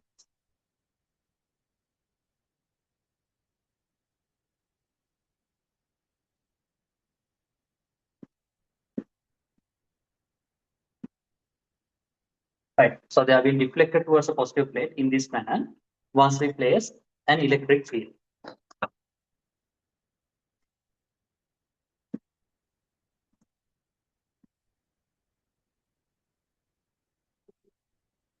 Right. So that is the third property. The cathode rays are negatively charged. So we can characterize it by placing an electric field so that the cathode rays are deflecting towards the positive plate of the electric field. Okay, you can draw it quickly.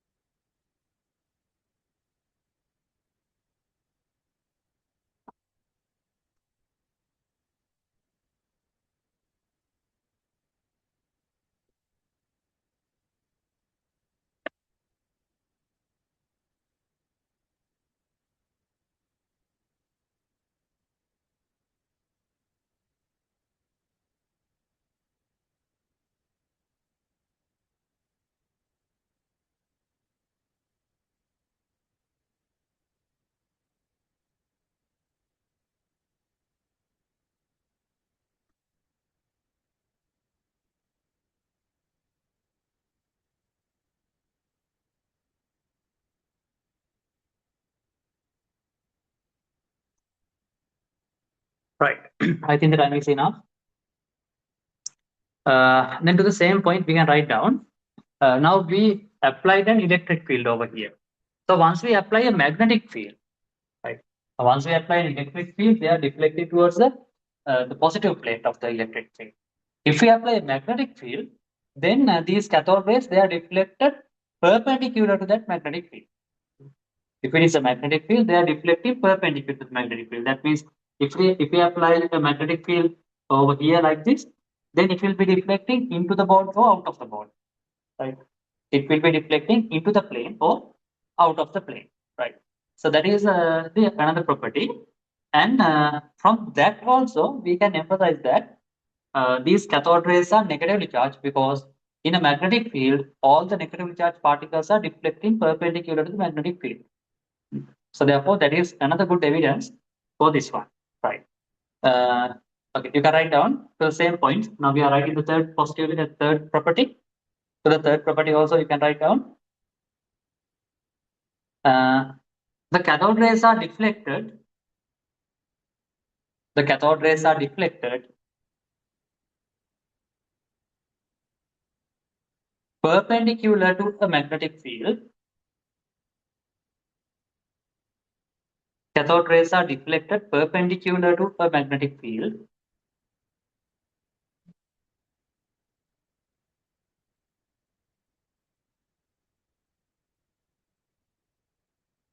Like any other negatively charged particles, like any other negatively charged particles, deflecting, like any other negatively charged particles, deflecting. So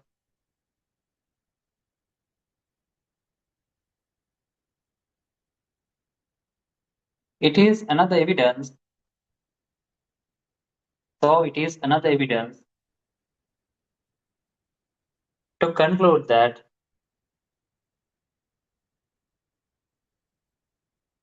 so it is another evidence to conclude that cathode rays are negatively charged.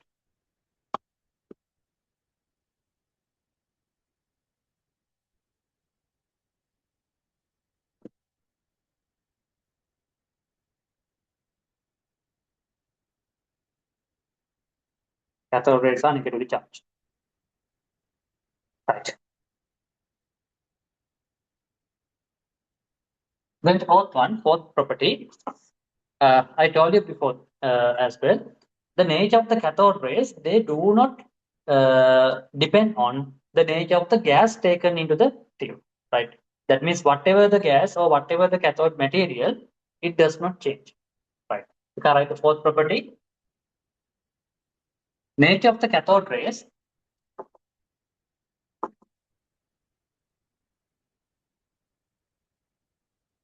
Nature of the cathode rays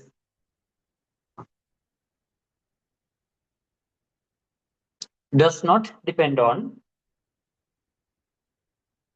nature of the cathode rays does not depend on the nature of the gas taken. Nature of the cathode rays does not depend on the nature of the gas taken in the discharge tube. Does not depend on the nature of the gas taken in the discharge tube or the material of the cathode. Or the material of the cathode.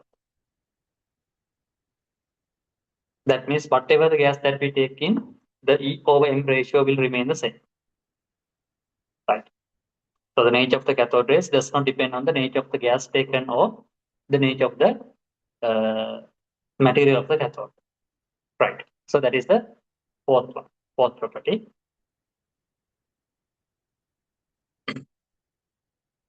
So those are the four characteristic properties that we are going to talk about the cathode rays.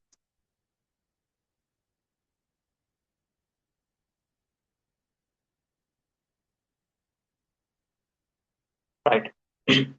Then, based on these observations and things, J.J. Thomson, he was able to give a new model of the atom. Now, earlier, John Dalton said that an atom is like a golf ball.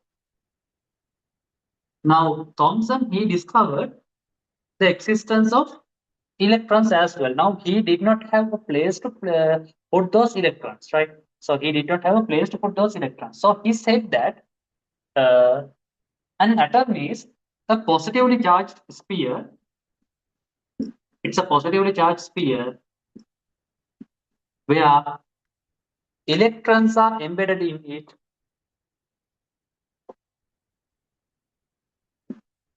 Negatively charged electrons are embedded in it, like the plums in a pudding. Like the plums in a pudding. So therefore, he said he gave the plum pudding model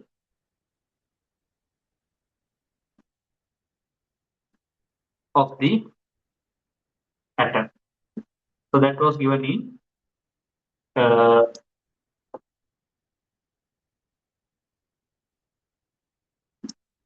1899. Now he found this in 1897, but he formulated this model in 1899. Right? I don't know why he has given the name plum pudding. Maybe his favorite dessert or something. I don't know. Right? So anyhow, he gave that it is a plum pudding. Do you know the plums? You know it, no? The plums, the dried grapes and the thing. Like in the pudding, we are just dispersing plums here and there randomly. So he said that what we call the model of the atom is also like that. So it's a positive charge sphere is there. In there, there are some dispersed electrons here and there, like the plums in the pudding, like the raisins in the pudding. Right. Don't ask me why he gave the name plum pudding. Right. Some students ask like that. It's his personal matter. Right. Anyhow, we talk about the plum pudding model. Right. So you can write down using his findings.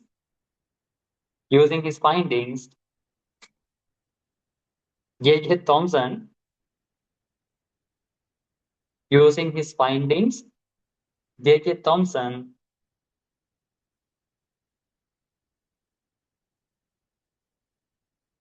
gave a new model for the atom. J.J. Thomson gave a new model for the atom.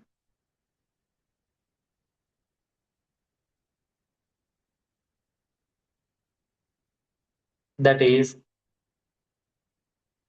plum pudding model. That is plum pudding model.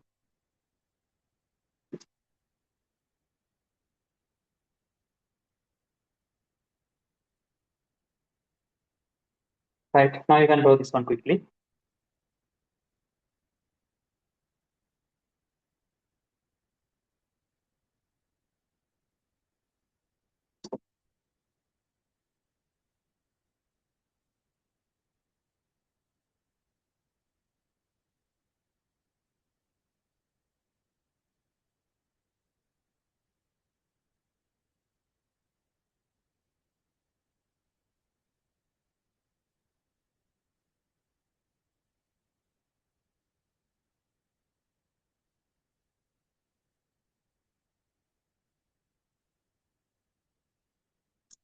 So this is the plum pudding model.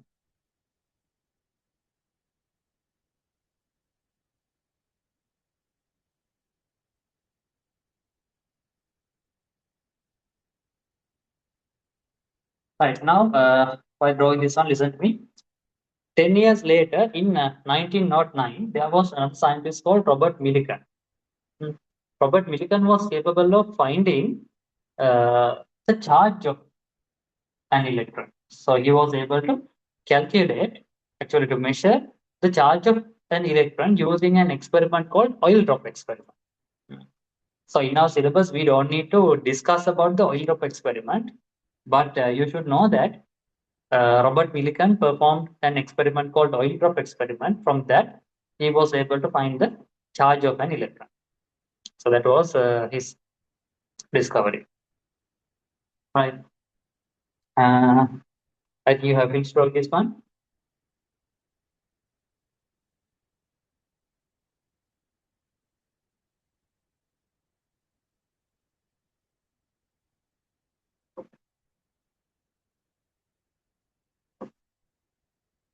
Okay. Then you can write down. In 1909,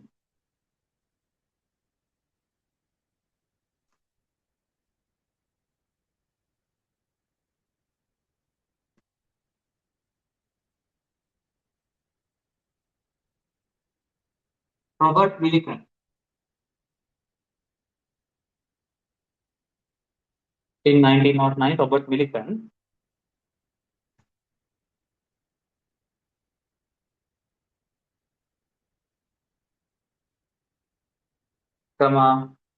performing his oil drop experiment. Performing his oil drop experiment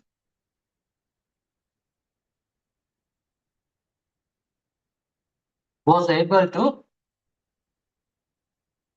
measure the charge of an electron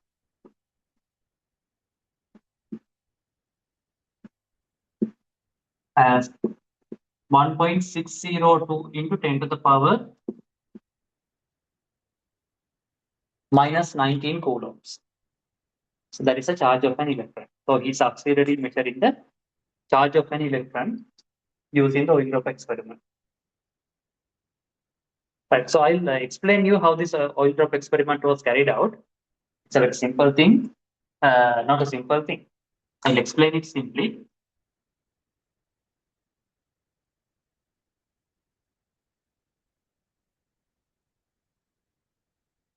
Now he placed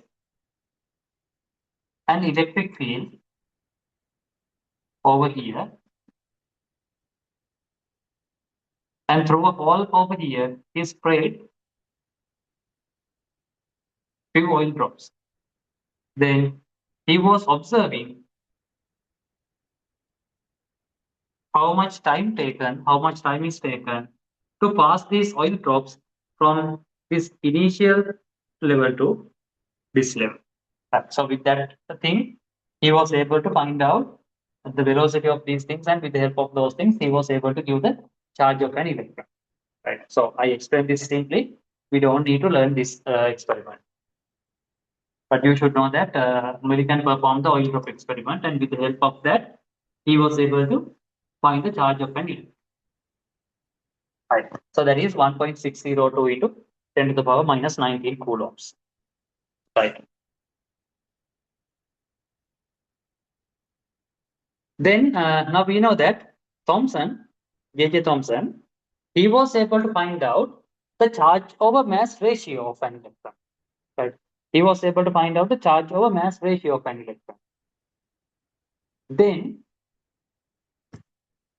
Robert Millikan was able to find out the charge of an electron. So that means it was the time that they were able to calculate the mass of an electron. Right. So from with the help of the Thomson's charge over mass ratio and the charge of the electron found by Millikan, they were able to find out the mass of an electron. Right. Then you can write down, if you have finished writing this one, you can write down by combining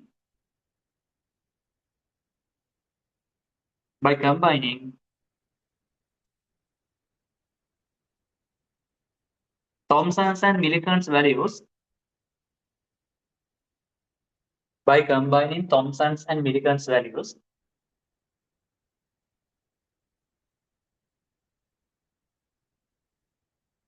the mass of an electron was found.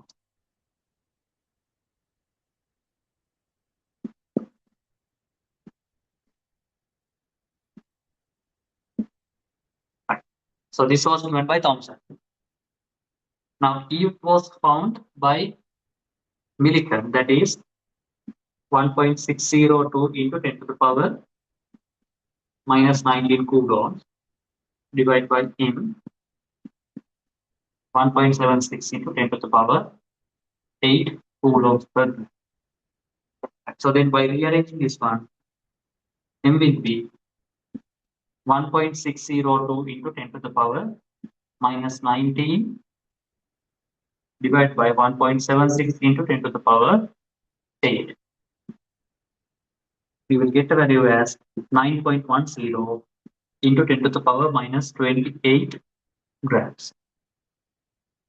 Right. So this will be the mass of an electron.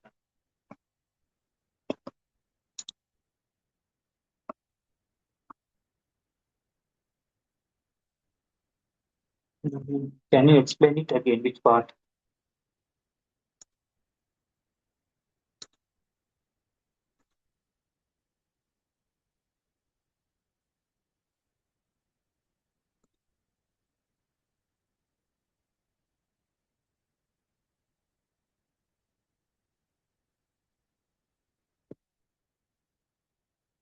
Yes, we can say it has a momentum. Yes, correct. Uh, Minuti, yes. So what's the part that you're asking? I didn't see the messages coming. Yes.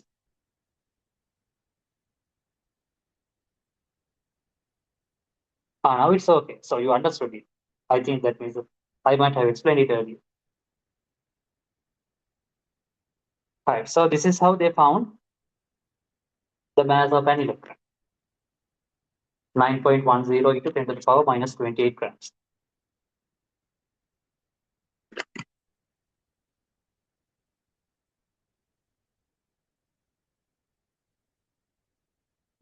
Right. So you can give it in kilograms even. Then to give it in kilograms, we have to divide it by 1000 or multiply by another 10 to the power minus 3.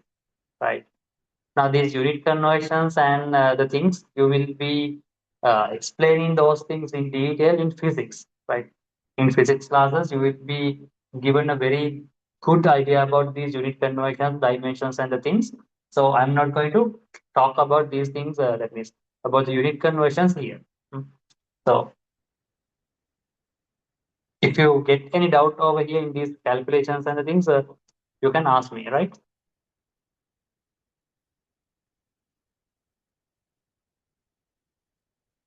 Right. Then this is how they found the charge and the mass of an electron. Right.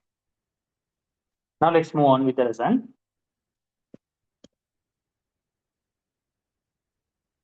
Right. Now they found the mass now that is 9.10 into 10 to the power minus 28. And by then, back then, they were conducting experiments using the mass spectrometer. From this, they were able to find out the mass of the lightest atom, that it was found as hydrogen. And this mass was found to be 1 over 1837 times smaller than the mass of hydrogen atom, which was found to be the lightest part there.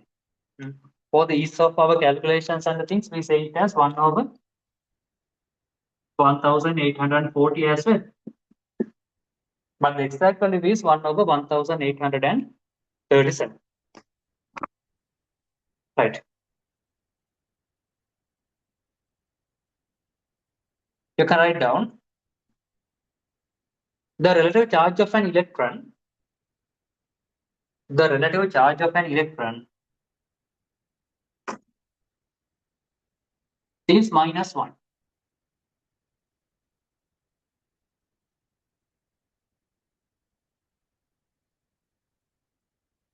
The relative charge of an electron is -1.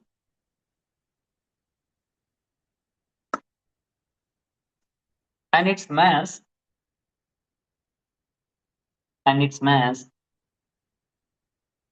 is about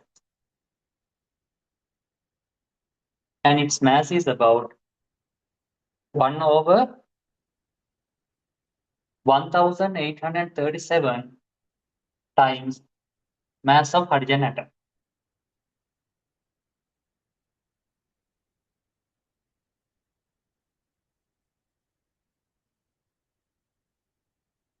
Its mass is about 1 over 1837 times the mass of hydrogen atom, which is the lightest atom.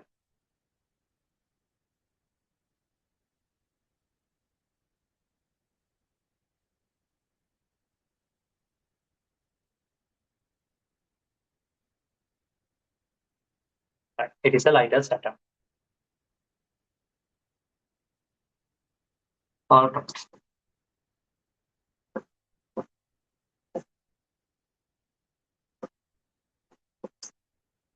Now we talked about the discovery of the first subatomic particle, that is electron, right?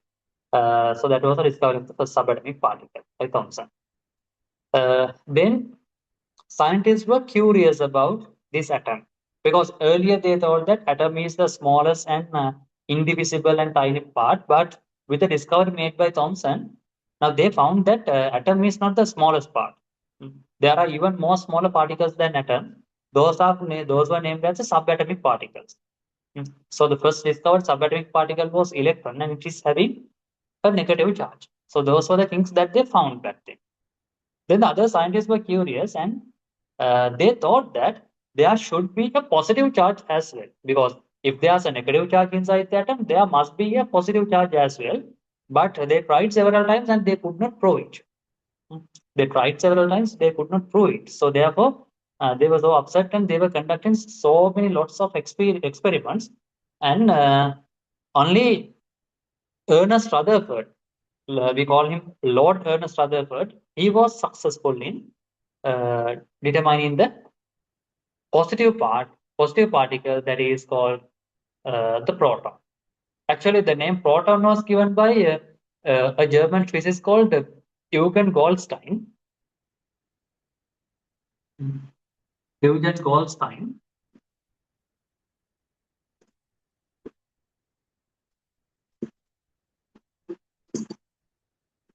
Right. He was able to give the name positive for the positive particles. He conducted another experiment using a perforated cathode. Perforated cathode. That means a cathode with so many holes in there, right? So when he performed this experiment, he observed that there is a faint red color glow behind the cathode. Because in the previous cathode ray experiments, they observed that there's a green color glow on the anode. But here, he did this experiment using a perforated cathode.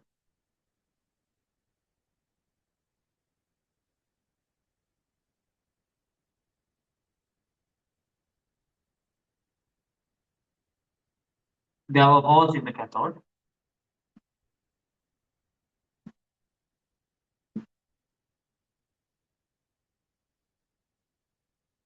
Cathode and anode.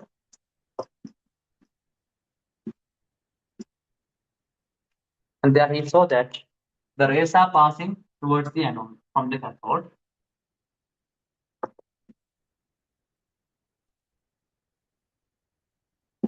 Like this.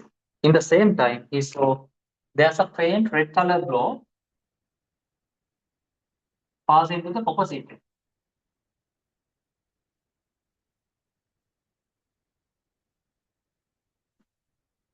Like this.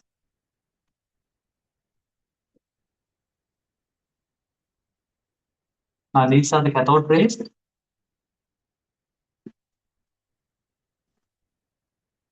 And he named them as canal rays. He named them as canal rays because he suspected that these rays have been emerging from these holes. Since they are coming from holes, he named them as canal rays. Right. So this was the first evidence about the presence of a nucleus of the atom. So now we are going to learn about the nucleus of the atom.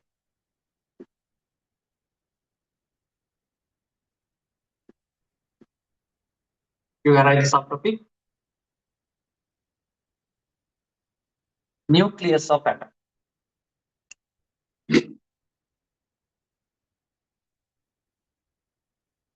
Write the subtopic nucleus of atom.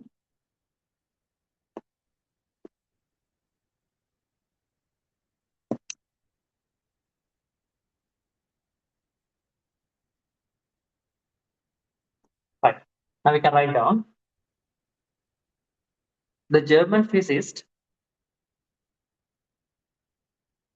The German physicist Eugen Goldstein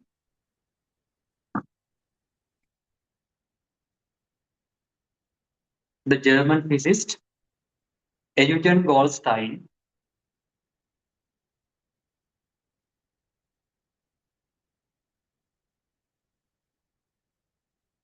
experimentally proved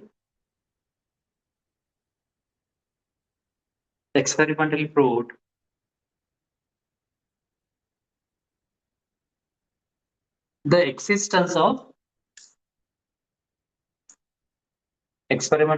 existence of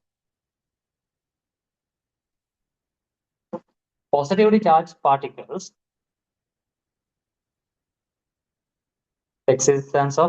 charged particles in matter positively charged particles in matter using a perforated cathode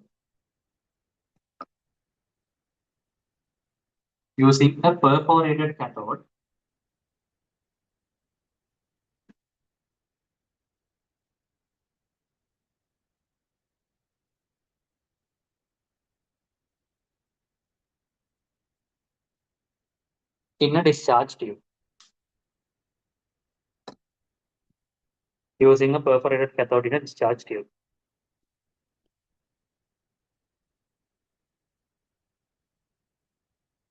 when a high voltage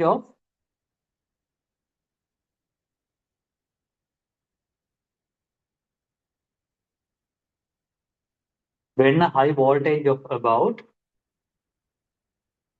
10,000 volts was applied when a high voltage of about 10,000 volts was applied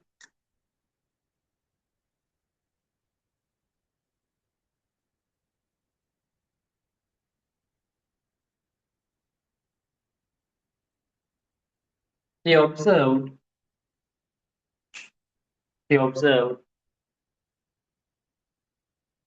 a faint red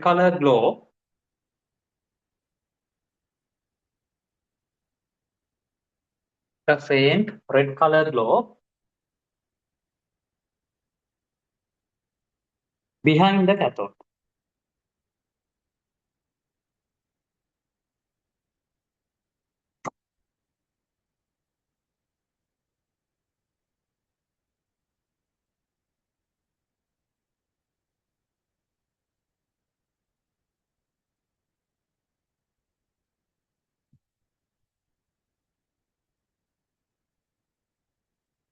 Right. Now you can draw this one.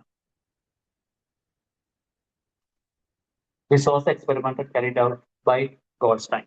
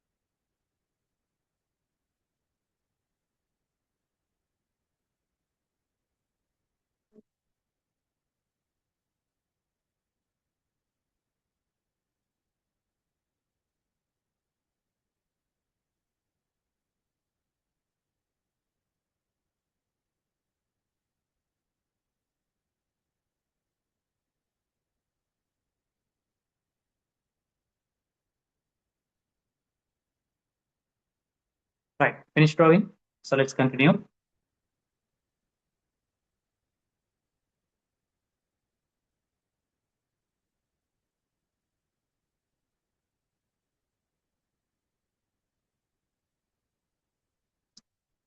Right. Now you can write down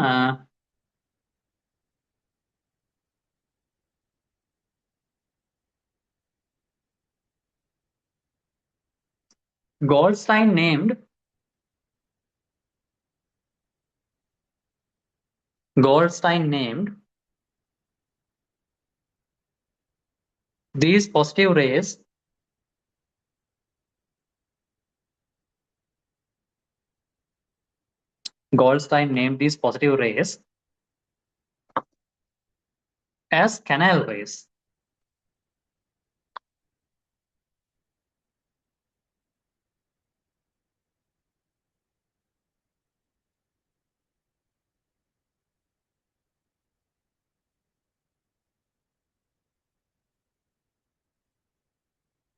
Goldstein named these positive rays as canal rays because he thought that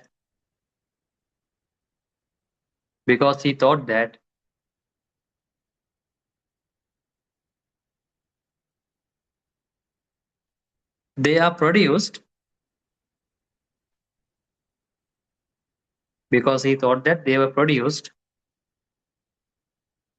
by the holes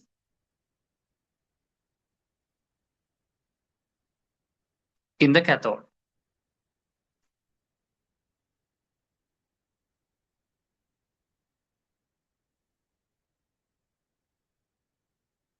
They were produced by the holes in the cathode.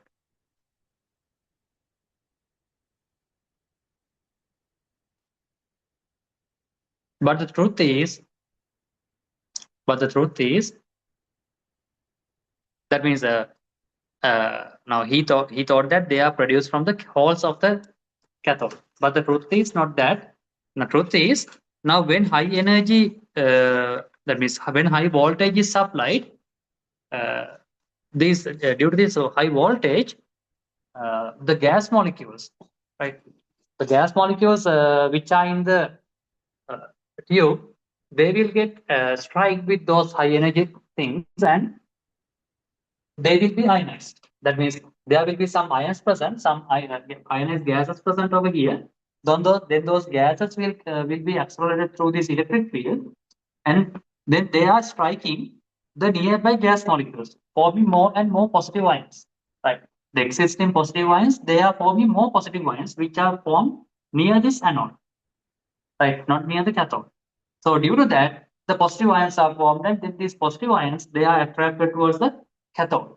So when they are coming towards the cathode, they will attack to this negatively charged plate, and through the holes they are passing, and they will be showing a red faint. They will be showing a faint red glow on the opposite side. So that was the theory behind the formation of these canal rays, right? Not like the cathode rays. Now cathode rays, cathode rays, they are formed directly from the cathode. It's a stream of electron. But these canal rays or the anode rays, they are not directly forming from the anode. They are forming near the anode, and those are formed by the gas molecules, right? They are formed by these gas molecules. So therefore, now there's a thing, not like the cathode rays. Now the cathode rays, now we know that they are a stream of electrons. So they are identical. Whatever the gas or whatever the cathode material that we use, cathode rays are the same. But anode rays are not like that. So then anode rays, they have their own characteristics based on the gas that we have taken into the discharge tube, right? Because those are the positive ions that are formed from the gas. Right, so let's write it down.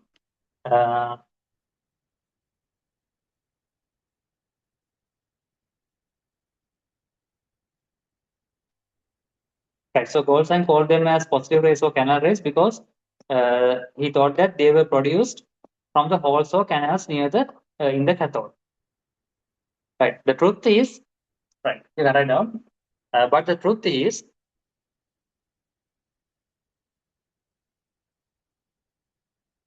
these rays are not exactly formed. The truth is, these rays are not exactly formed at the positive electrode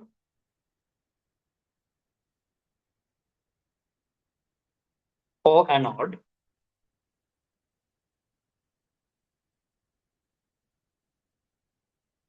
They are formed. They are formed away from the cathode. They are formed away from the cathode, but close to anode. But close to anode.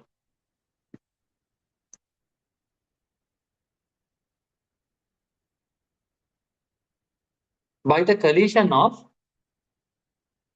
by the collision of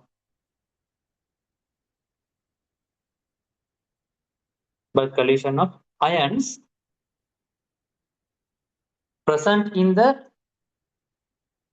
gas. By the collision of ions present in the gas.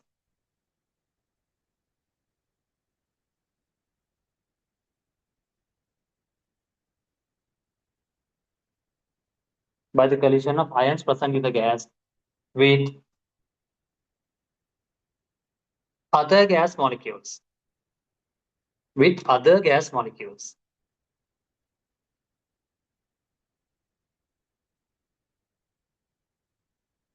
It will create more positive ions. It will create more positive ions.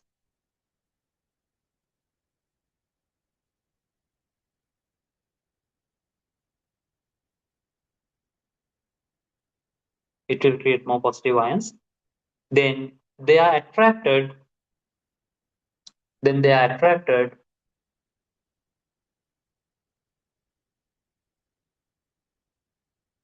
towards the cathode. Then they are attracted towards the cathode, while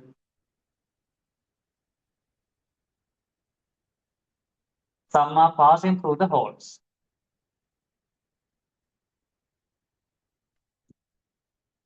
While some are passing through the holes.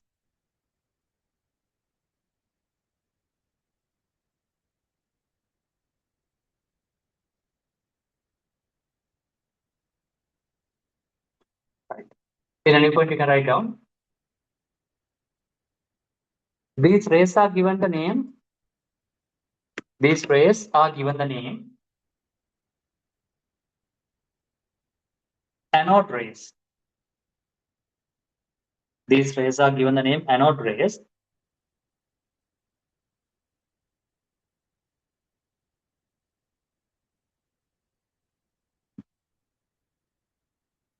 as they form near the anode.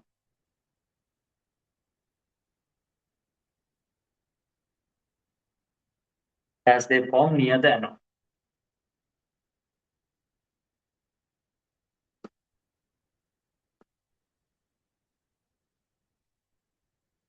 Right. So I think it's clear to you how these positive rays are formed. Right. Now for these positive rays also there are few properties like the cathode rays. Cathode rays had several properties. Similarly, anode rays are also having properties. Right. So write the subtopic properties of anode rays.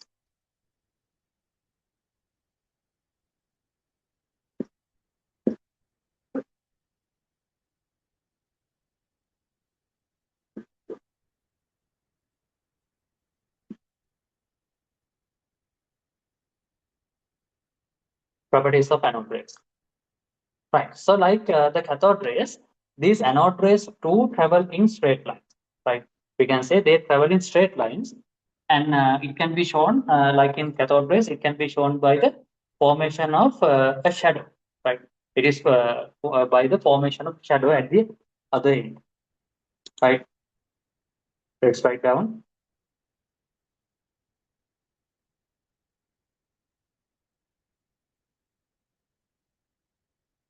First one, they travel in straight lines.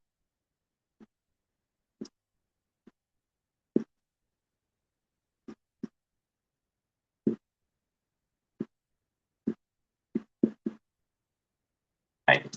They travel in straight lines, forming a shadow.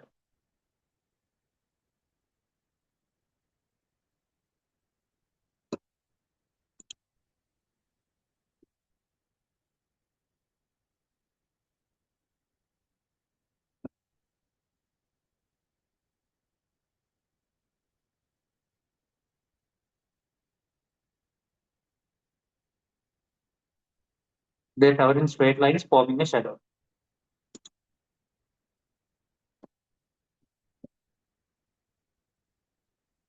Right. Next one,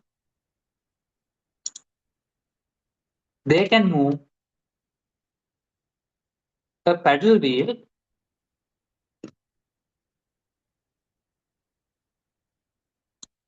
They can move a paddle wheel placed in their path.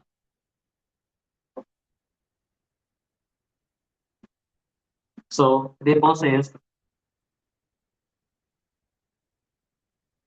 a mass and kinetic energy.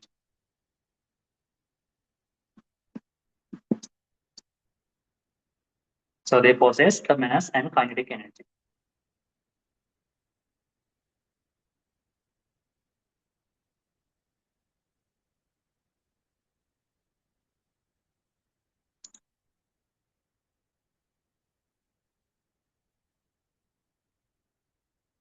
Right. Third property,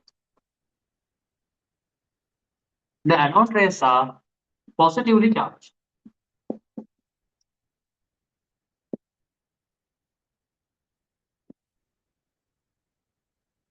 Right. The anode rays are positively charged. Therefore, the anode rays are positively charged. Therefore, they are deflecting. Therefore, they are deflecting towards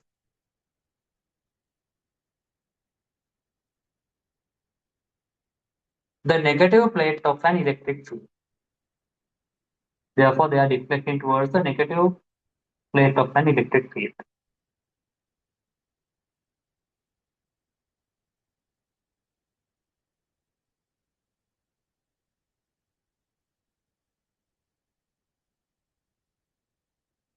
Right. Fourth one,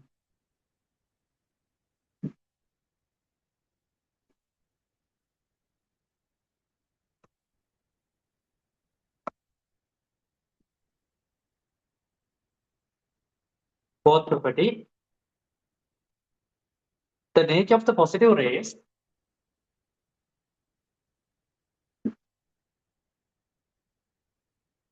the nature of the positive rays depend on the type of gas. The positive rays depend on the type of gas taken in the discharge tube.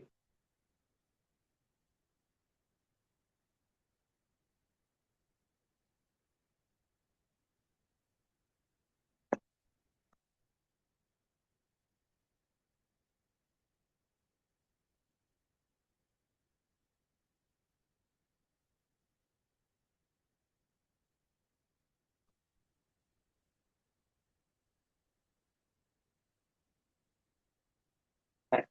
They depend on the type of gas taken in the discharge tube. That means, even in a new particular, that means different gases make, different gases make different types of positive particles. That means different gases make different types of positive particles.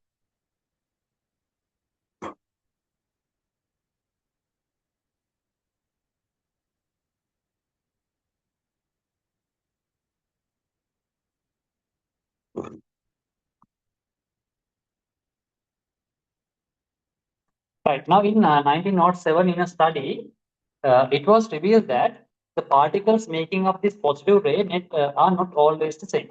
Right? They are not always the same. The lightest one is formed when hydrogen gas is taken into the discharge tube. And when we are taking any other gas, it will be shown as, it would have shown as uh, a multiple of that mass of the hydrogen atom, right?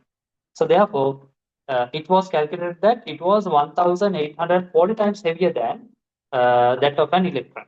So then it was susceptible of the presence of a new subatomic particle, right? And they were named as protons. It was named as protons. Right. The relative mass of a proton was found as what we call, the relative charge of a proton is found as +1, and the mass was found as 1, right? And the exact mass of a proton is 1.6 into 10 to the power minus 24 grams, right? So let's write those things. That will be the end of, that means that will be the last part of the class. So let's write it down. In a study in 1907, in a study in 1907,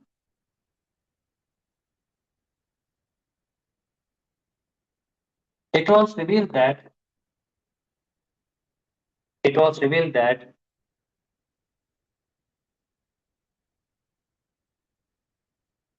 the particles make up the rays.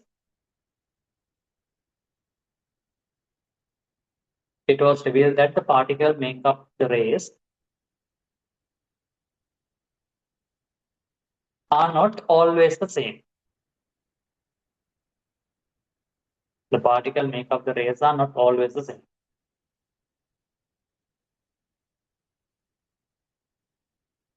The lightest particles are formed.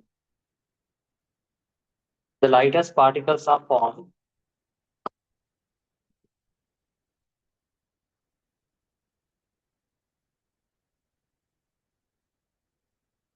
when hydrogen gas was used in the tube. When hydrogen gas was used in the tube.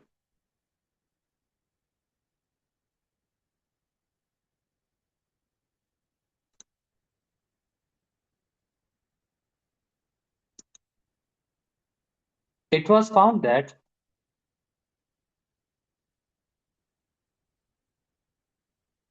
it was found that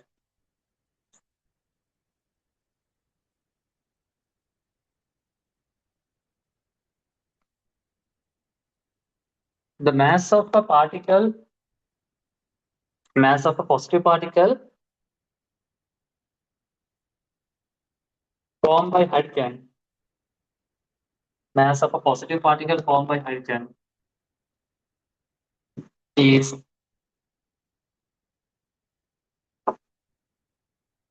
1,840 times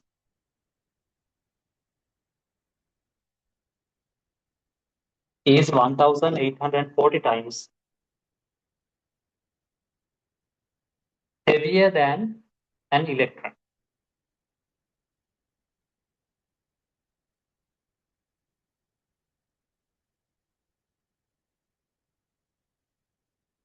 Is heavier than an electron. Then you can say the mass of any other positive particle, the mass of any other positive particle will be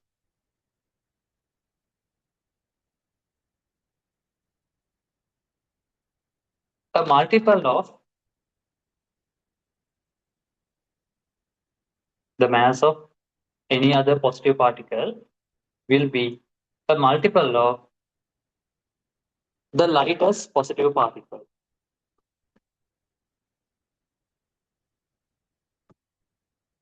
Will be a multiple of the lightest positive particle. Therefore, therefore, it was susceptible to be, therefore, it was susceptible to be another subatomic particle, another subatomic particle, which was given the name proton.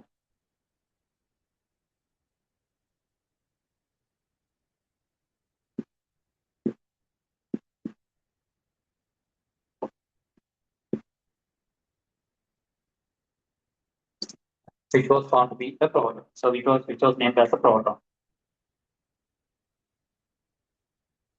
Right. So mass of a proton is 1.6 into 10 to the power minus 24 grams because it is 1840 times heavier than the mass of an electron. So the mass of a proton is 1.6 into 10 to the power minus 24 grams. Right. Or we can give it in another unit. There is atomic mass units or Daltons. That is 1.00 7276 U. Right.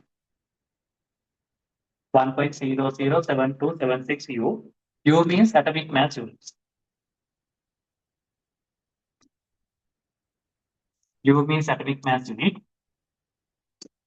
1 U equals to 1 Dalton. So U means atomic mass unit.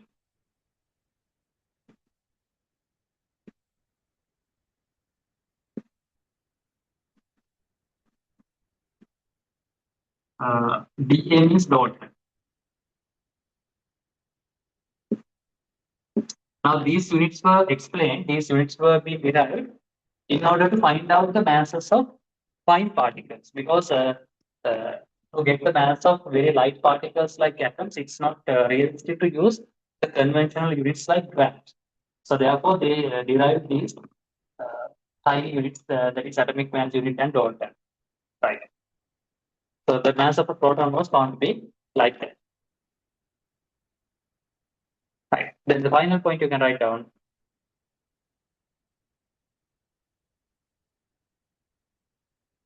A proton has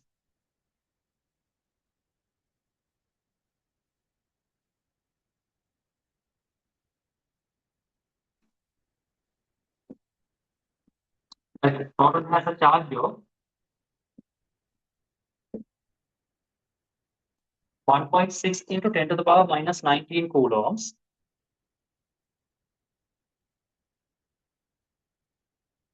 1.6 into 10 to the power minus 19 coulombs. And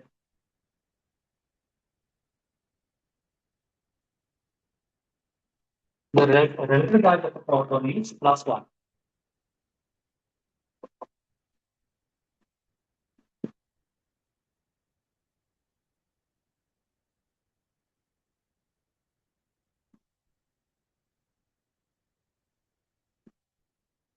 The relative charge of a proton is plus 1.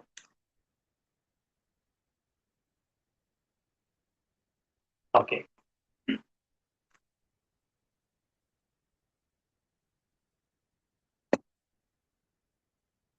So that's all about the proton for the day.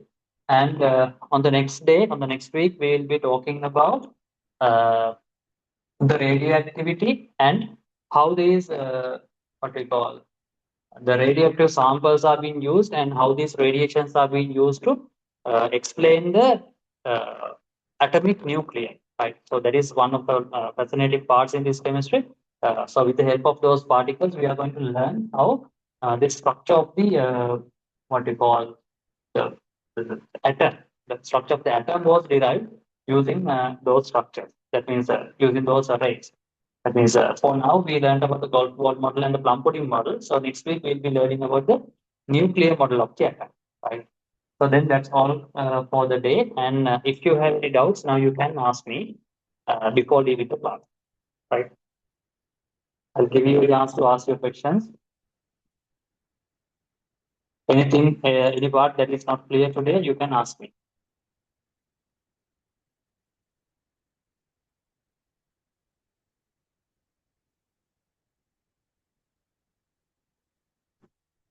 Okay, your silence means you don't have any questions, right? So then I'm going to end the class over here. Okay. Good night, everyone, and let's meet on next week. Before I have to make an announcement, our next session, right? Our second session now, we are going to do 2 classes in the week. Next session, we are going to start on this Friday. Our second day of the chemistry will be on Friday.